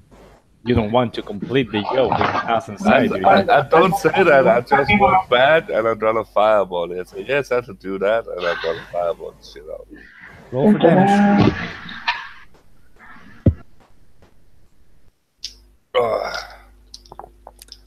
Good times.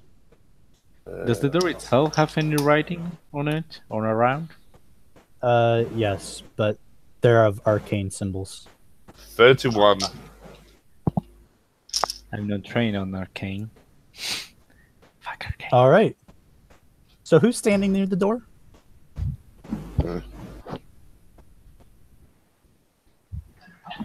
I am standing in the back, by the way. Okay, so you're just standing by the entrance, like, oh, I wonder how this caved in, and you just hear this loud explosion. Nobody gets hit by it, and everything kind of cascades over it. The door remains firm, and you can hear the loose dirt from the ceiling kind of fall around you, but it doesn't do any more than that. Yeah, I'm sure that was a great idea. This doesn't work. What the fuck? It's probably a magic door. Normally, a fireball. Get closer now and inspect that statue that was near the door. Let's do that. Roll me an Arcana check. Fuck. I'm gonna help you. It's heresy. Ah, you're helping, so that gets advantage, I think. Yeah. Yay. I'm still sacked it. I'm gonna see what is between the legs. See what on the feet. Ah, fuck! I didn't write it right. It's kind of Ho ho ho. 13. You can tell it is supposed to be. It has some purpose. You're not sure what its purpose is, or what kind of mechanism, or what sets it off. But it does have some sort of magical presence. Do I see any runes? Or something like that? Yeah, there are runes on it. Can I Do you try know to primordial or giant? No, but I have the what do you call it? Calligraph supplies. Here or that? Yeah. So yeah, calligrapher supplies don't really help. It's especially since you don't know the language. I'm gonna test what do you call it? Comprehend language 10 minutes, and I'm gonna try it afterwards. Okay. The inscriptions on it are just basically warnings to trespassers.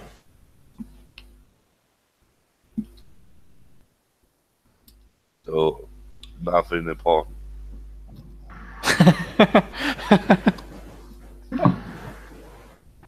Shrub Bob would like to inspect the statue more closely to see if there's any hidden mechanisms on it or any slots that something might have to fit in. Or Sure. I think it has to do more with magic. Maybe the wizards will come over and give it a look. It's not really my domain.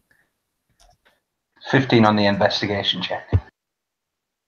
There is no traditional mechanisms. You do see runes, but again, do you know giant or primordial? No. But Then-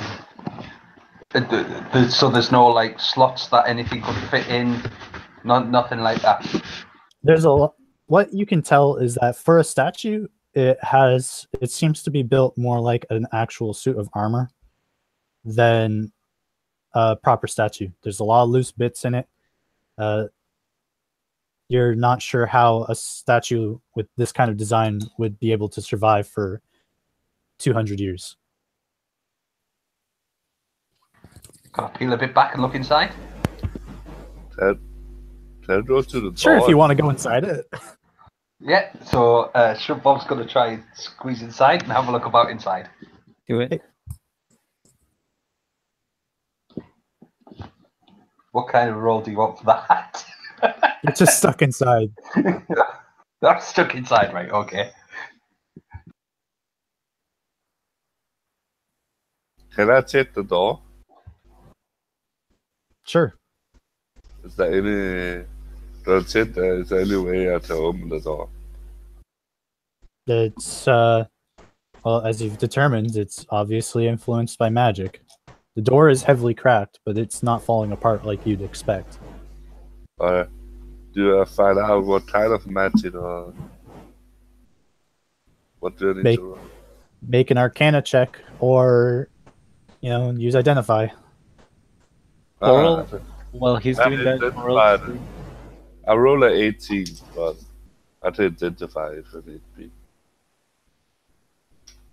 Well, this is having, or it's going to go like to the statue and say, "In primordial, how do we open the door?" You don't get a response. The door is held together by an ancient spell called Hold Portal. Alright. Do I know how to get around that spell?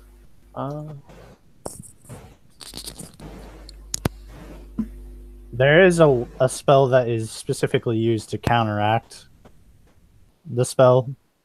It's called Knock. It suppresses it for 10 minutes. I know someone that knows Knock.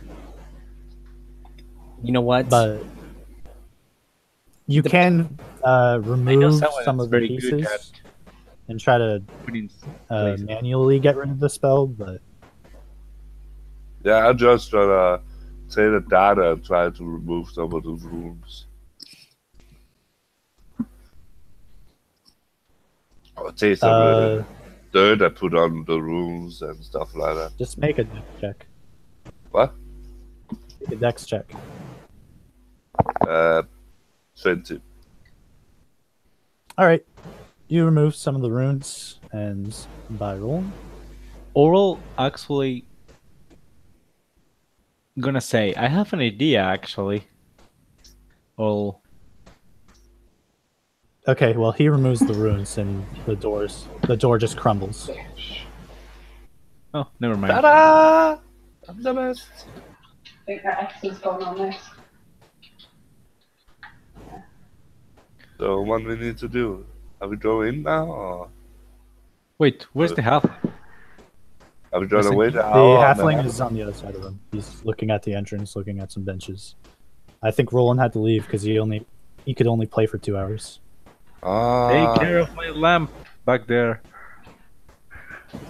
There's muffled squeaks for help coming out of the statue at this stage unless I can get out by myself. I don't care about him, so I just leave him inside the statue.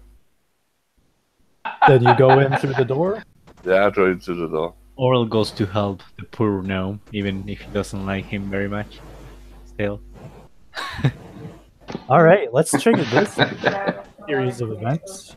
You step through the door, and as you're kind of looking through the room, Oral, you're standing in front of the statue, and the statue begins to glow with a bright teal coloring, and you notice that a shroud of very cold energy comes around it as it pulls its sword from the floor.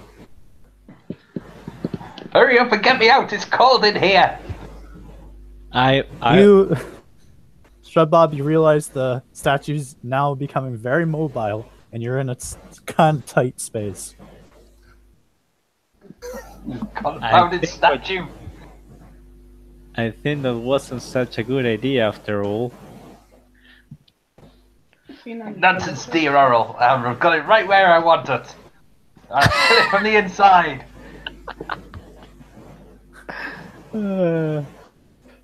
All right, you two roll me initiatives. Actually, everyone roll initiatives, and I don't know why I rolled 2. So 3. 19.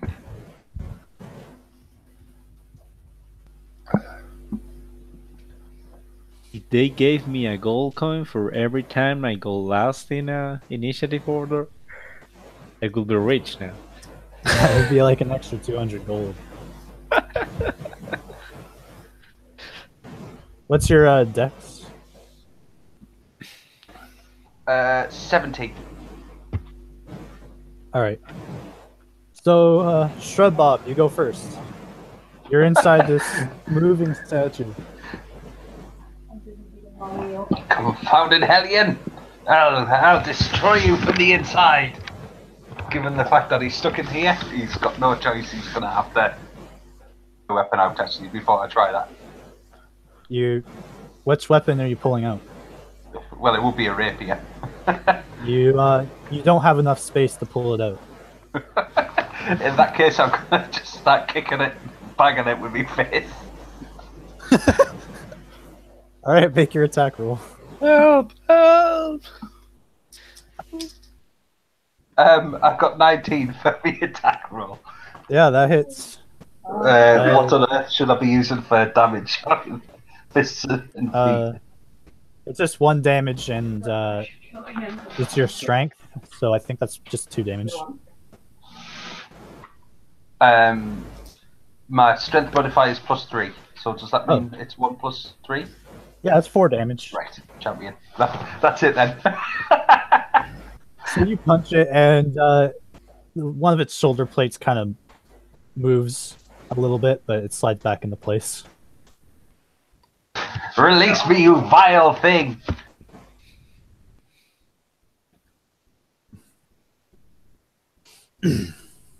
That's pretty much all I can do. So, it, of course, pulls out its sword and looks down at Oral. Down? And Big? oh yeah, it's a large statue. Oh fuck. It's of course female in nature and carries a long sword and a stone shield.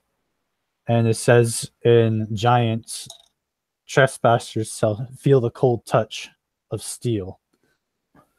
Oral says, answers in giant. Nice to meet you two. I'm going to assume that a 15 is not going to hit you.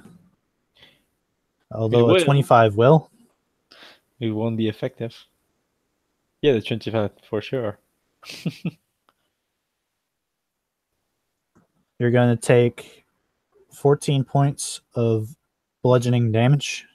Ouch. As well as 1 cold damage.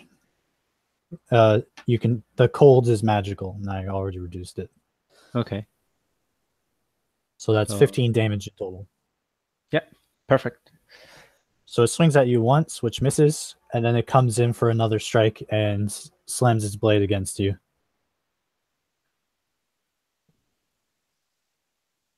Hope, you hear combat in the room you just left.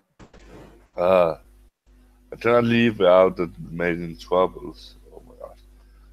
And I run a ward back and cast the healer on my club and try to attack him with green flame blade.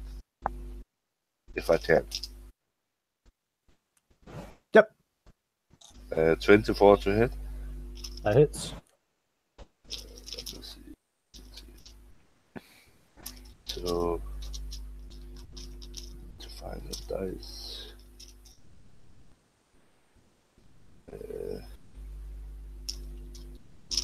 Also, don't roll for your necrotic damage. Well, he has to roll to take half of it. No, I did half what I'm dealing, right? Yeah. So, Okay, then you're fine. So don't roll your necrotic damage. Yeah. 7 blunting damage and 2 fire damage. All right.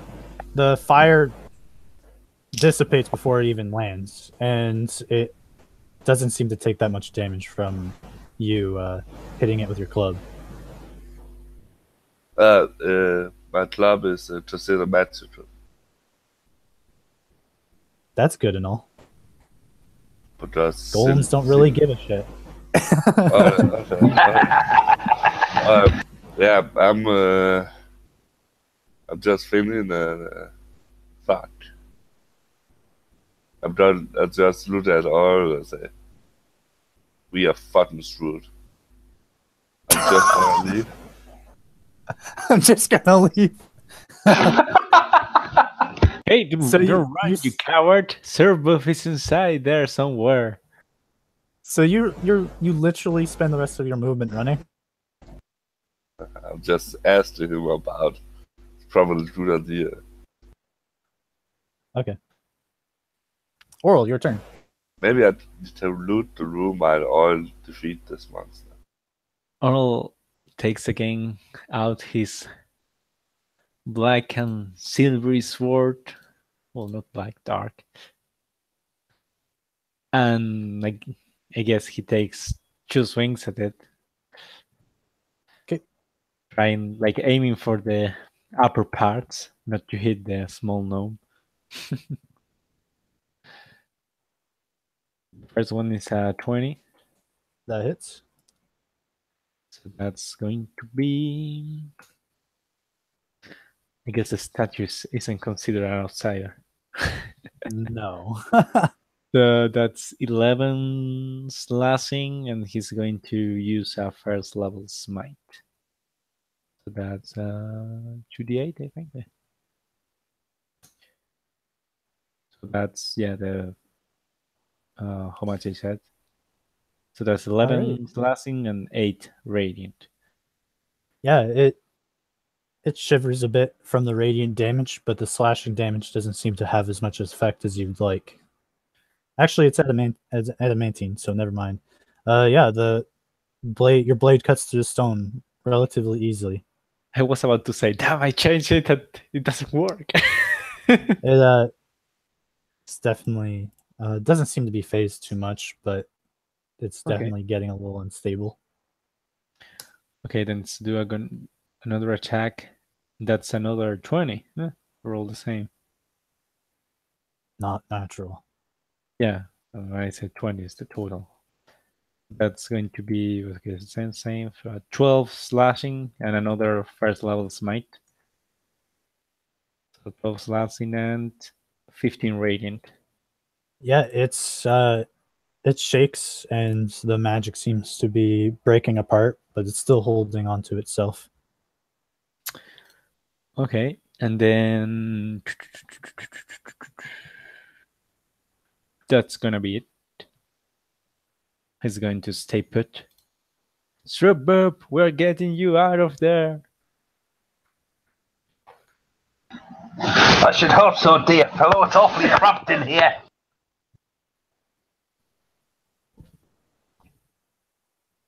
It's your turn, Shrub Bob. Where the hell is the door? Right. Are there any gaps that I can see in Well, the there's the armor? gap that you came in through, but it's going to be difficult to get out with it being there, like, and being mobile. Right. I will continue my tactic of battering it from the inside with my fists and feet then. Make your attack roll. And I got, well, at least I'm rolling all right on the attacks. I got a 23. Yeah, that hits. So that's another 4 damage. You see her chest, the chest plate of the statue kind of shift a bit. Confound it, you vile armor! Release me! Yeah, that's it. That's all I can do. All right.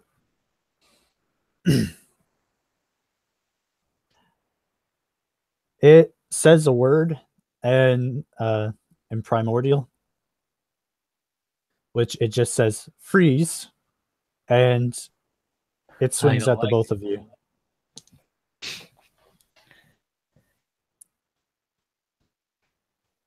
Oh, that's not good for either of you. So I'm assuming that you both are going to get hit by a 28 and a 25. No, not at all. Nah. My AC is 32. Yeah, it's gonna hit. All right, so that's 14. Or sorry, 13. And another 13. So you both take 26 slashing damage from the 2 attacks, as well as make Constitution saving throws. 26, you said? Yeah. Oh, damn, that was a big hit. 26, you said? Yeah. And Constitution saving throw? 24. Or... Make a second one, because she hit you twice. Okay, Did you hit both twice? 17 for the second one. 22. First one. And 10 and the second one I gotta use my D10. That's with the +4. 19. No, the first one it was 27 and the second one is 23. Is that for saving throws? Yeah. I have 5 for Constitution. +4. And I use a D10 on one.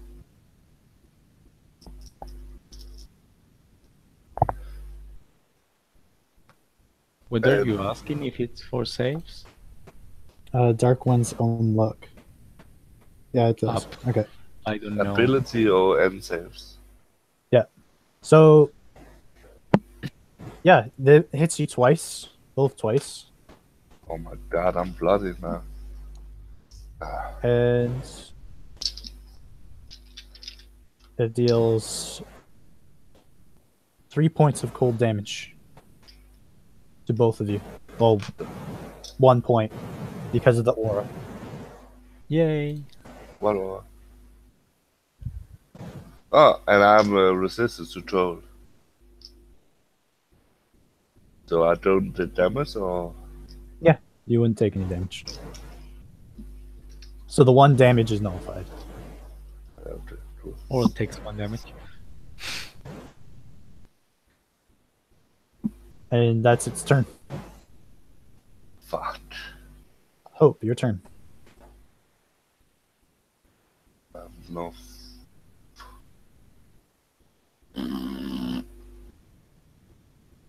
I don't know what to do. Adamantine seems to work. Didn't you have a staff or something? I have a fucking club. It doesn't hurt him. It's so stupid. All the fucking things I cannot do shit with, we're gonna meet today. That's okay. I'm gonna. Fuck. I'm gonna move back like 30 feet.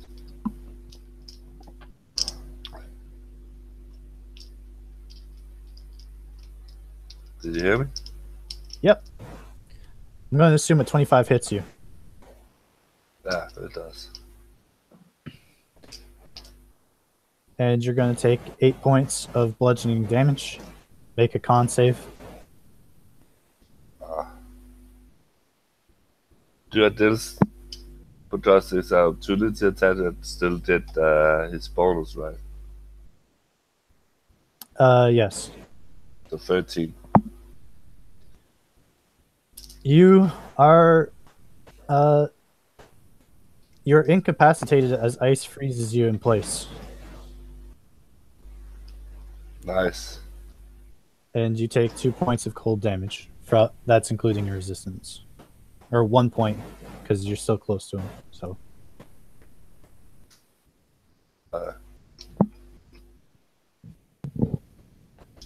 that is not good. Fuck. Oral, your turn. Okay, Orals. Keep on with his attack. Almost there, servo. The first one is a 24 to hit. That hits. That's going to be that's 10 slashing damage. And he's going to use another smite. First level. Oh, not good. Have to roll that. Not much better. 3 points of radiant damage. So 13. 13 total. It stumbles, but it still stands. You can see that rather than being able to reform properly, it's starting to just shake constantly. Well, goes for another attack. Hoping to break it down already. That's 10. Nope. You hit it the wrong way, and your sword just bounces off the stone. Okay, then as the bonus action, he's actually going to cast Seal of Fate on himself. And that's his first level. And yeah, that's going to be his turn. Okay. Like around here. Yeah. It's like really fun. Like Statue's going to attack you twice. Oral? He's in the turn of Srebut. Oh, Shamash, yeah. Now that there's been a lot of damage done to this thing, is there any bigger gaps? Yeah. One of the slabs on the chest piece just falls off. Right. I am going to wriggle out. Okay, you just fall through. It's Does that take my entire action, or is No, it just a case of falling out? yeah, you just fall out. Right.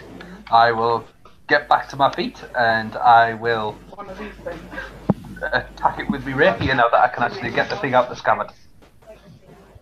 Okay. And I I'm just finding different places.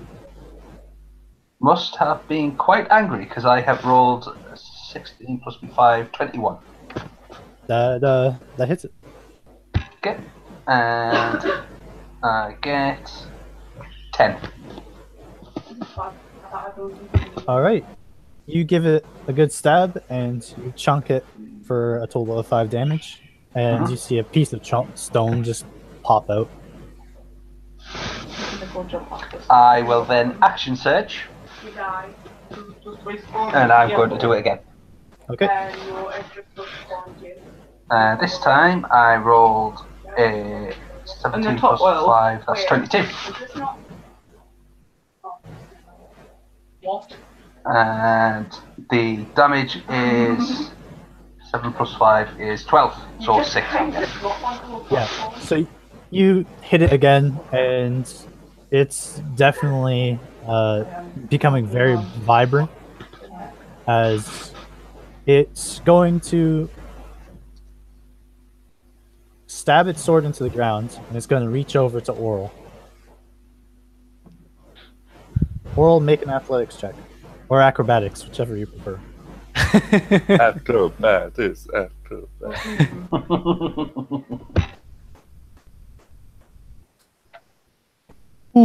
Ooh.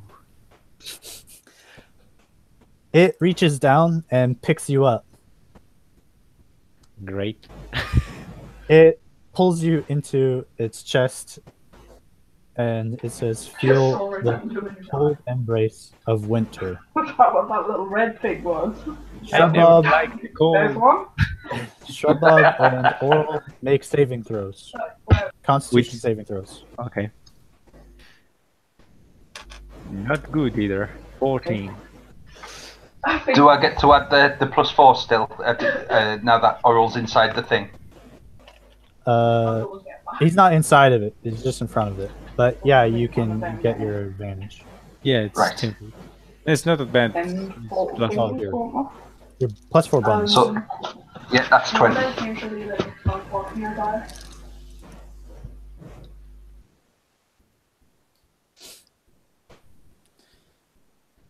All right. You notice that cold energy that was already swirling around it condenses or into its chest and explodes around it, taking 9, 12, 17, 18, 20 points of cold damage, or 10 for half. And 8 piercing damage as it explodes and crumbles into nothing. Portal thing. Well, that's knocked me out. I guess Oral falls with all the rubble, like with a big resounding noise. And then he kind of lifts a hand and says, I'm fine, I'm fine.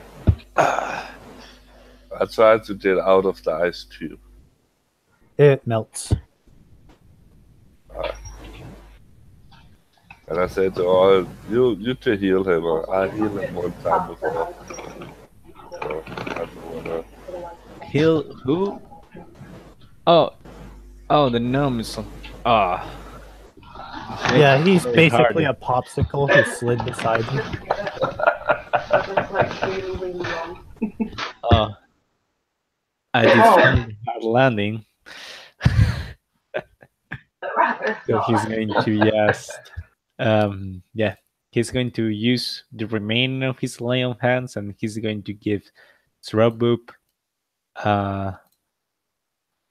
15 hit points and the remaining 5 to himself. Okay. The ice melts around him as the shrapnel from the stone falls out of his chest. And Shrubbob, you're alive. Did we win? Of course we did. I guess it couldn't hold my weight for long. I never had any doubts. I'm sure you didn't. Now let's go check that room now that we have to face this thing. Yeah, let's I'll get need through. to check it out.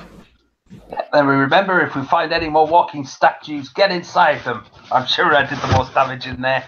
By the way,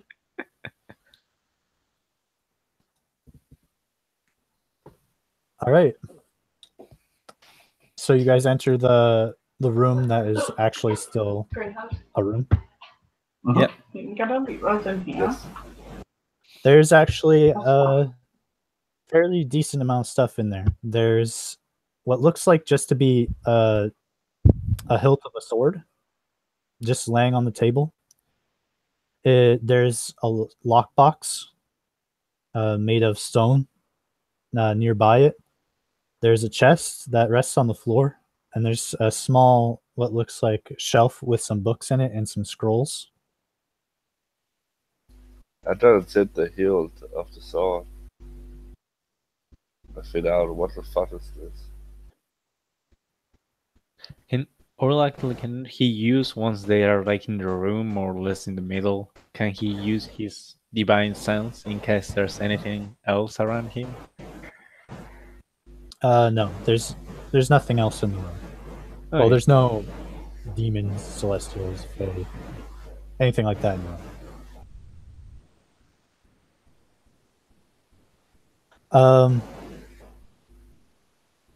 Yeah, make an Arcana check on the hilt.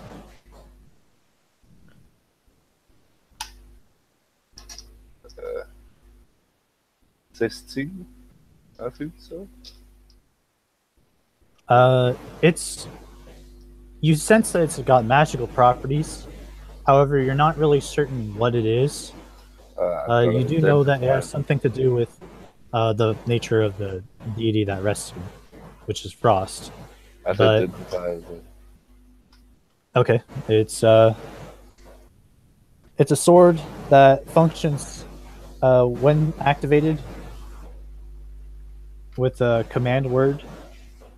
It functions a lot like Flame Blade, but instead of fire, it Cold uses blade. cold. So it creates a blade of ice that, when you strike things with it, sends immense and dangerous amounts of chilling energy into it. And I don't yell to the guys, I found a ice powder.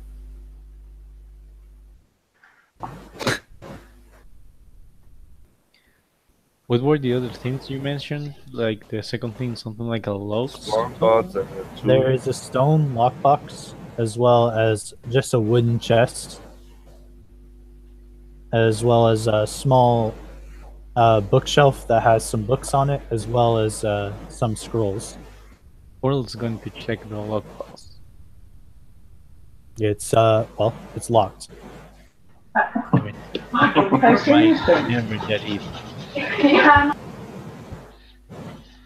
I'm just gonna. Sure, Bob's gonna wander over and see if he can bash the lock off.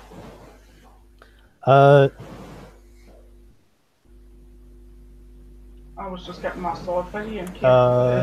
You can try to pry it open if you want. Yeah. It's not a traditional lock. It's like there's a stone, like there's a metal piece that needs to be slid into place for it to open. It's not like it's difficult to open. So it's like a puzzle or something? Yeah. It's like it's just a metal piece that you slide and then you can just open it. Okay, then I guess we do that. We slide the piece and open the box. Make a dex save. Great. Oh man. 6.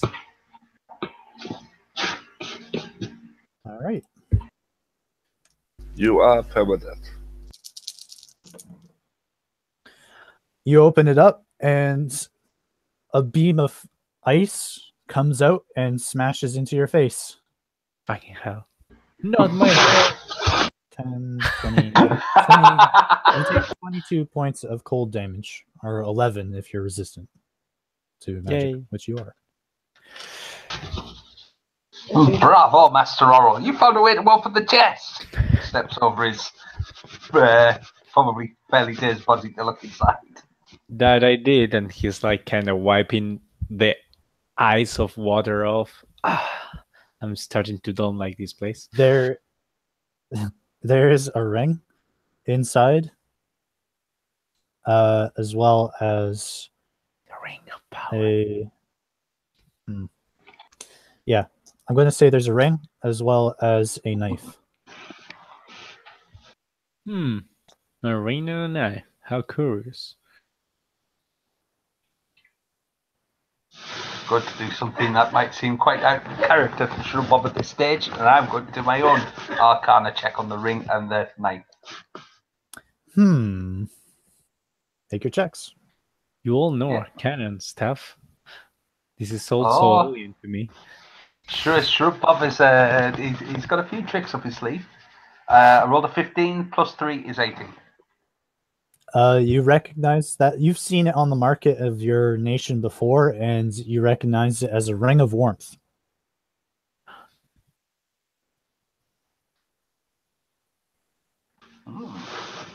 Wearing it makes you very tolerable to harsh winter conditions. Very It makes you tolerable. resistant to cold damage.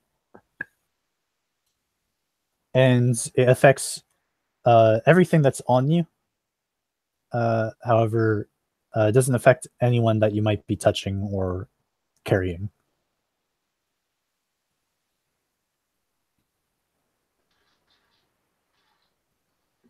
Well, I'll relay this information to the others. And what was the knife? That's a good question. Bloody hell, I rolled a 19 that time. So that's 22.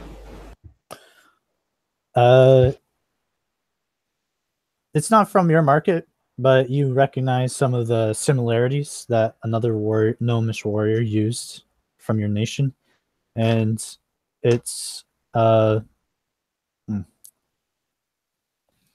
it's going to be a yeah, it's basically just a weaker firebrand. It does 1d6. It's considered a magical weapon, +1, and it does 1d6 fire damage. Additional fire damage when you use the command word, and you can use the same word to turn it off and carry it around. Well, Well, that one I found was 2d6, right? Or who wants to open the chest? I don't open the chest. I don't go and open the chest. With Well, it's like close to him, but like to the side. Make I don't know. a dexterity save Let's go since watch you decided it. to stand near him. Make a dexterity save. 4? It's Oh, that's 4? good. 8? 8? Because he's near me. Oral, make me a dex save. Even being to the side? Different trap, boy.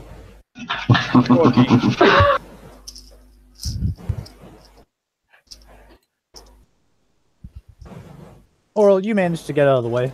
Yay! So you hear some rocks breaking above your head, and you move aside, and they well, more like jump out of the way. And hope a bunch of rocks land on top of you. Because already trying to block my way. You take 18 points of bludgeoning damage as the rocks. When I take collapse that on top of you. damage, I gotta use my Tomb of Liberty, so I get 60 temporary hit points. You'd love to, but traps are considered surprise attacks. But just whenever I take damage, I can use it. Oh, is it that way? Yeah. Okay. Yeah, It's the really rocks land against your tomb. Yeah. Oh, it's so nice. Boo, boo, boo. I'm an ice cube. You cannot hurt. I want the charger. I gotta open that. Okay. It's already open. You look inside, there's now some rocks there. As well, I tried that. Is that rat magic? No. there is a pair of gloves in there, Ooh, I'm trying to look at the gloves.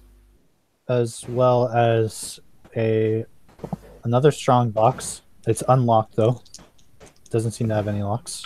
I As gotta well give it to all as you. it seems to have a second strong box. So there's 2 strong boxes in the chest, and there is a pair of gloves. I gotta look at the gloves. And I say, it's a box each. Probably traps on that shit. Nonsense, dear fellow. Shrub bomb will open the box. Both at the same Okay. time. Do it both at the same time.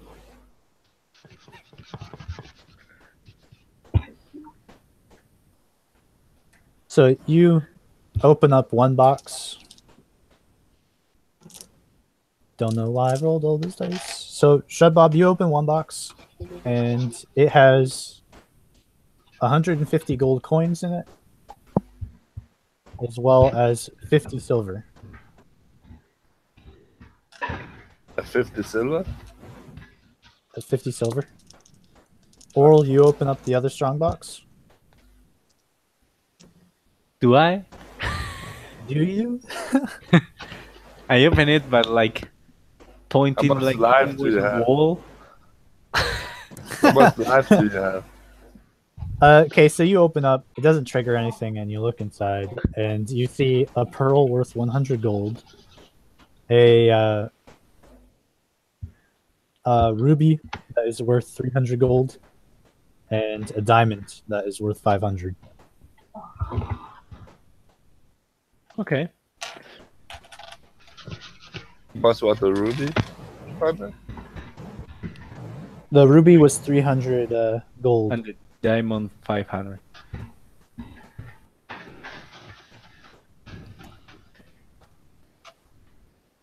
Oh, very nice.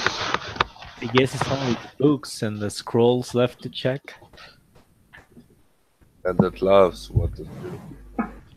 They are gloves of lifting. What did that mean? Means you can lift things. When it comes to your carrying capacity, you have ×3 your strength. Holy fuck. I need that shit. I only have However, 9. it does not actually affect your strength. It just Yeah, helps you carry more. Have me Yeah, that. but I have 9 strength. Give me that. You have so much strength. That's why it will amplify more my carrying capacity. So you're looking over the books, and they're mostly just the books themselves are just historical references, left behind by the knights. It explains where they went. We migrated to the north, and we're there. We're there to look for any demons who might reside there. That's where our path is taking us, and that's where we're going. It mentions that there's 12 knights, and it gives a list of who went, and one name on that list stands out for Oral and Hope. One of them is one of the knights that is there. He's mentioned as a traitor, but a powerful warrior. And his name is called Percival Oathbreaker. You recognize that name because it's the name of the commander of the watch.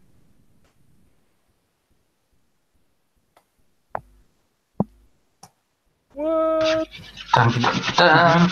Is a traitor to this group of one to the north?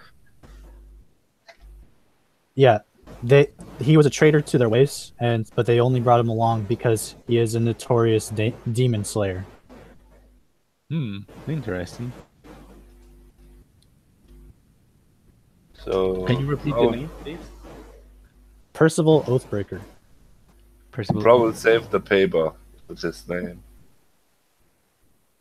And did some of the books.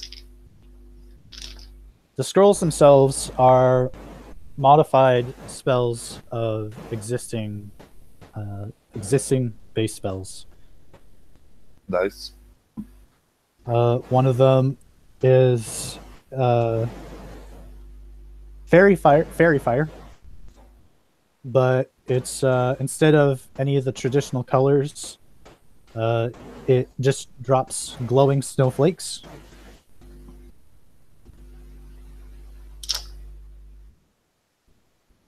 The other one is Chilling Hands, which is basically Burning Hands, but with cold damage. Yeah. And the last one is Cure Wounds. But rather than a warm sensation, it closes the wounds shut with cold. Like an ice bag. Kind of.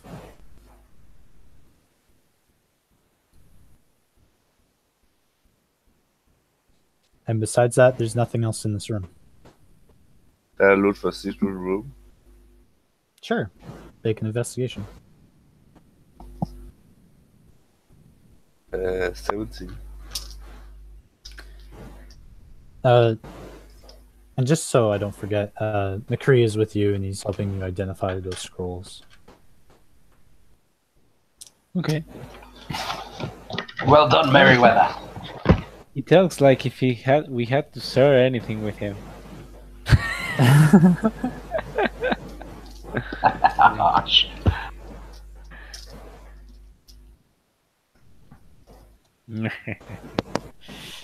What'd you roll?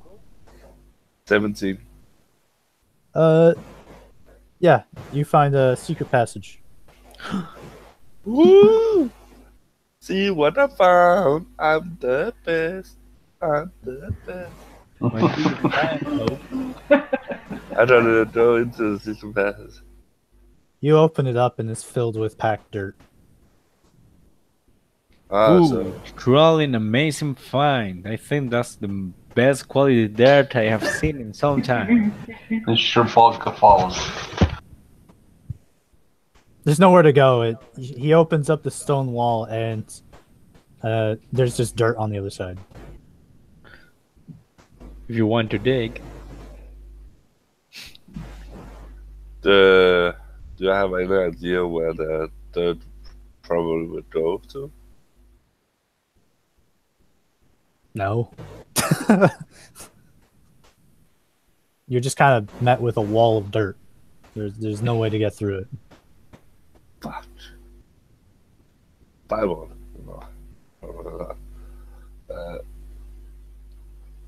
Yeah, I think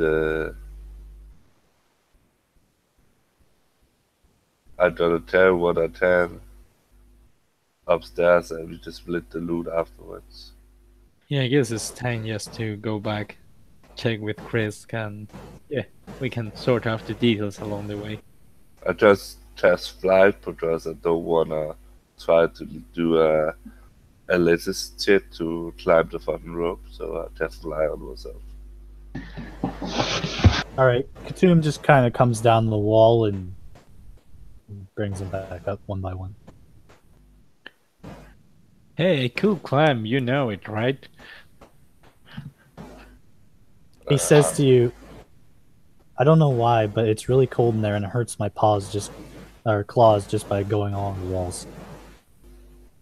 Yeah, I guess this place seems to be kind of frosty.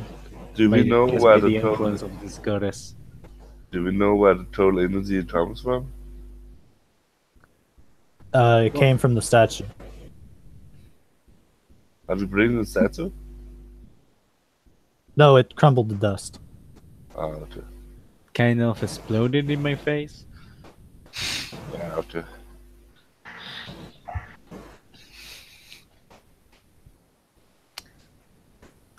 So you make your way back to the wagon. And of course, the driver heard all the explosions and he's like, well, I'm glad you're safe. Yeah, I don't know to bring my robe and my removal rod thing. Yeah.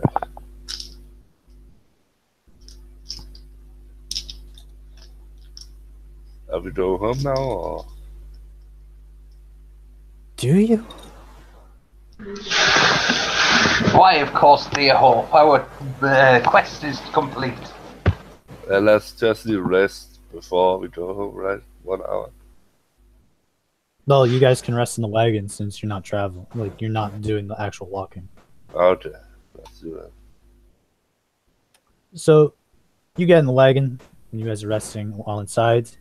You guys return again 2 days later. So it's been a total of 5 days through walking the woods and searching the temple. And when you arrive, Chris is there at the Unnamed Adventurers Guild. He seems to have some items already carried with him, and he's carrying some tongs, like blacksmithing tongs. And when he sees you, he says, "Ah, it's about time. I was thinking that you had all died out there." Of course Thank not, dear Dragonborn. They had me with them. Thank you for your worries, but we are mostly fine. Yeah. Oh, worried? No, of course I wasn't worried. Oh, good. Good to see you have so much faith on it. I wouldn't call it that either. Whatever you want to call it. The important part is that we're all back and we actually bring you whatever you request. So you hand over the adamantium, or adamantine. You have him. McCree hands him the silver, and you give him the elk antlers and the elemental core. When you pull it out of the bag, it's still hot, hot as ever, and he picks up the tongs and he grips it. He's wearing a thick leather glove, and he says, "Now, feel free to go visit that professor at the college. I'm sure he'll pay you well for anything you found in there." Let's do that. Professor Right, hope. Let's make some money. Make some money. So you head over to College of Magic, and the professor was told to wait for people who looked like you, and he says, "Oh, hello there," and he's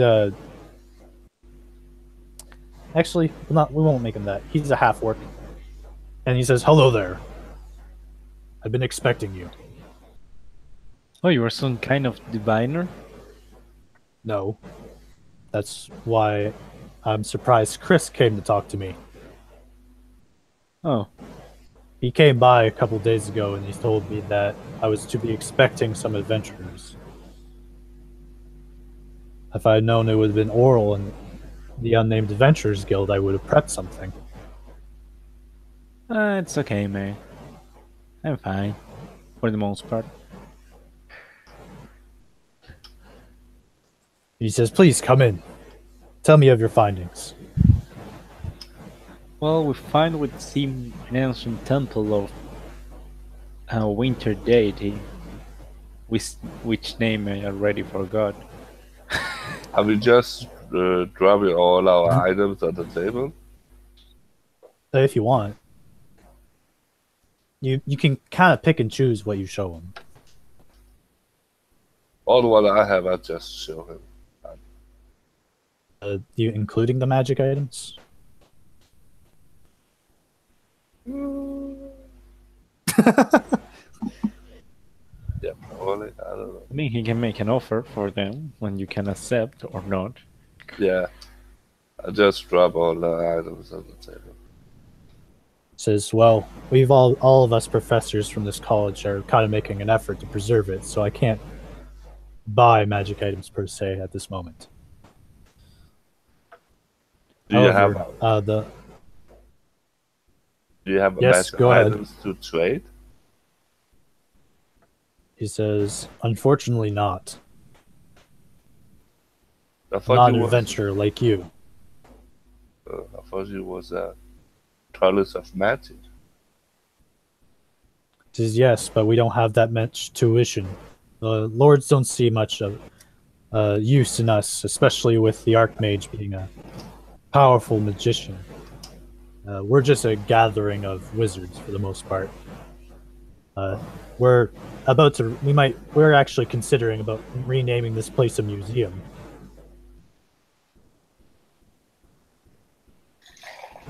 Okay. So you don't want the magic stuff? He says if I could buy it, unless you are willing to sell it for, say, 100 gold. I don't. Nah. What about the tomes? Are you interested in them? Yes. I am greatly interested in them. He says, I am currently focused on a historical moment when it's moved from the south end of the continent to the north. They were apparently very vicious and committed a lot of crimes. But many oracles, as well as law-abiding deities, servants of deities, allowed, like, more tolerated their existence, as they were powerful demon slayers.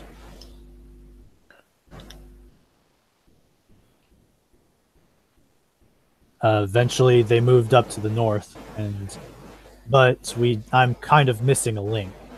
I shared my maps with Chris because he said he was telling me about star charts and a meteor that was landing nearby.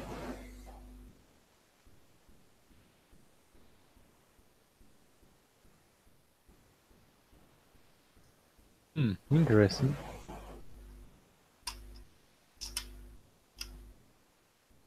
Yeah, indeed.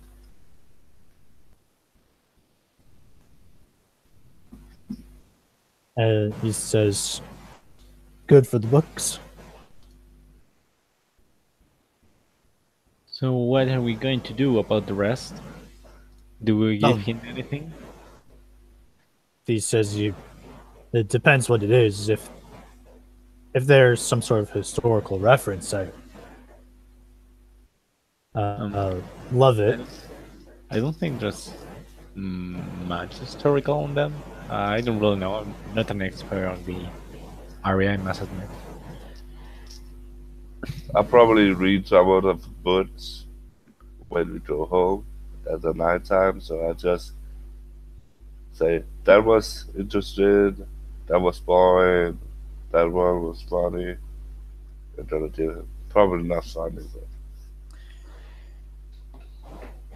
but... He says, well, I guess I will try to find the humor in a bunch of knights traveling north to slay demons. Yeah. Then once he takes the book, he says, is 100 gold fine? Yeah, you can keep the gold. Yeah, I was the same. I think the same about that. 100 gold is nothing, man. That's good. I will hope that I'll be sure to name you all when the exhibit becomes open. Okay. Oh, no need for that, but we're thankful. And remember, hope is before oil.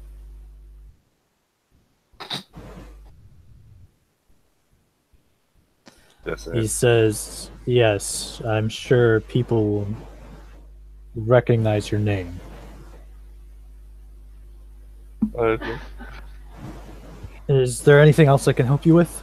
I believe our deal's over, so feel free to show yourself the exit, or unless you have some questions. I don't know, not today, but maybe in another occasion.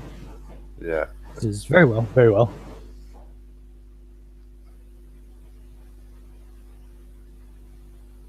Well, you have a good day. You too. I'm gonna... I'm not gonna... Yo, I'm gonna take the frost blade and ask him, is that impossible to get into a drawing staff made out of wood? You gonna ask the professor that? Yeah. He says, how the hell am I supposed to know? I just read books for a living. You're smart. knows that. Well, I'm knowledgeable in my field of expertise. I wouldn't call it smart. So, okay. He says, I'm not a practitioner of magic like some of the other professors are around here. Okay. I just make sure that the books don't get ruined.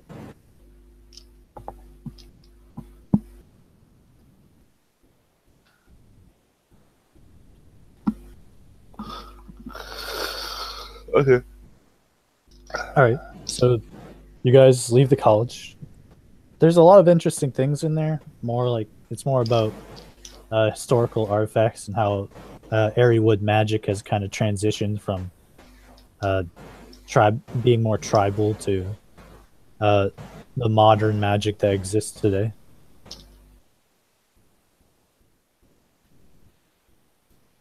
And of course, the classic section of it is how Fireball was gone through a horrible transition of being incredibly powerful when it first came, like when it was first originated, but it was due to how exhausting it was to cast such a powerful version of the spell. They condensed it, and it's it's vastly smaller than what it was before, but they could use it multiple times.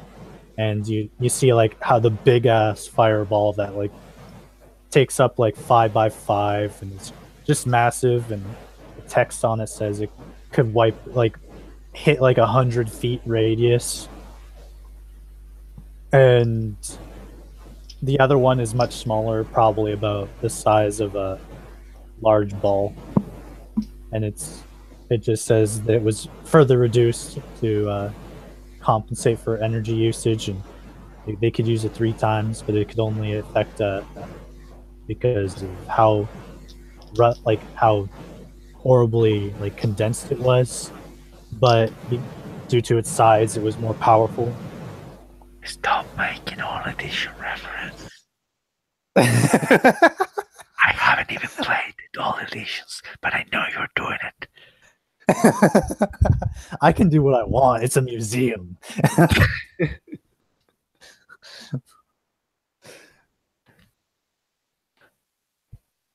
Anyways, that's it. That's the most exciting thing. Well, I guess that's another day we live. Another success, as always.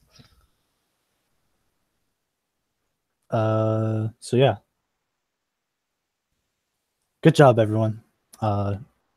Be sure to remind me of what all the loot is. Thanks for everyone for playing. It was kind of short notice, but it was good. Make sure to donate. Yeah, we're still fun as ever. Everyone gets to experience, so feel free to enjoy that. Please don't spawn it. Yeah, Trip Bob's level 3. What? And yeah, donate to Extra Refuge.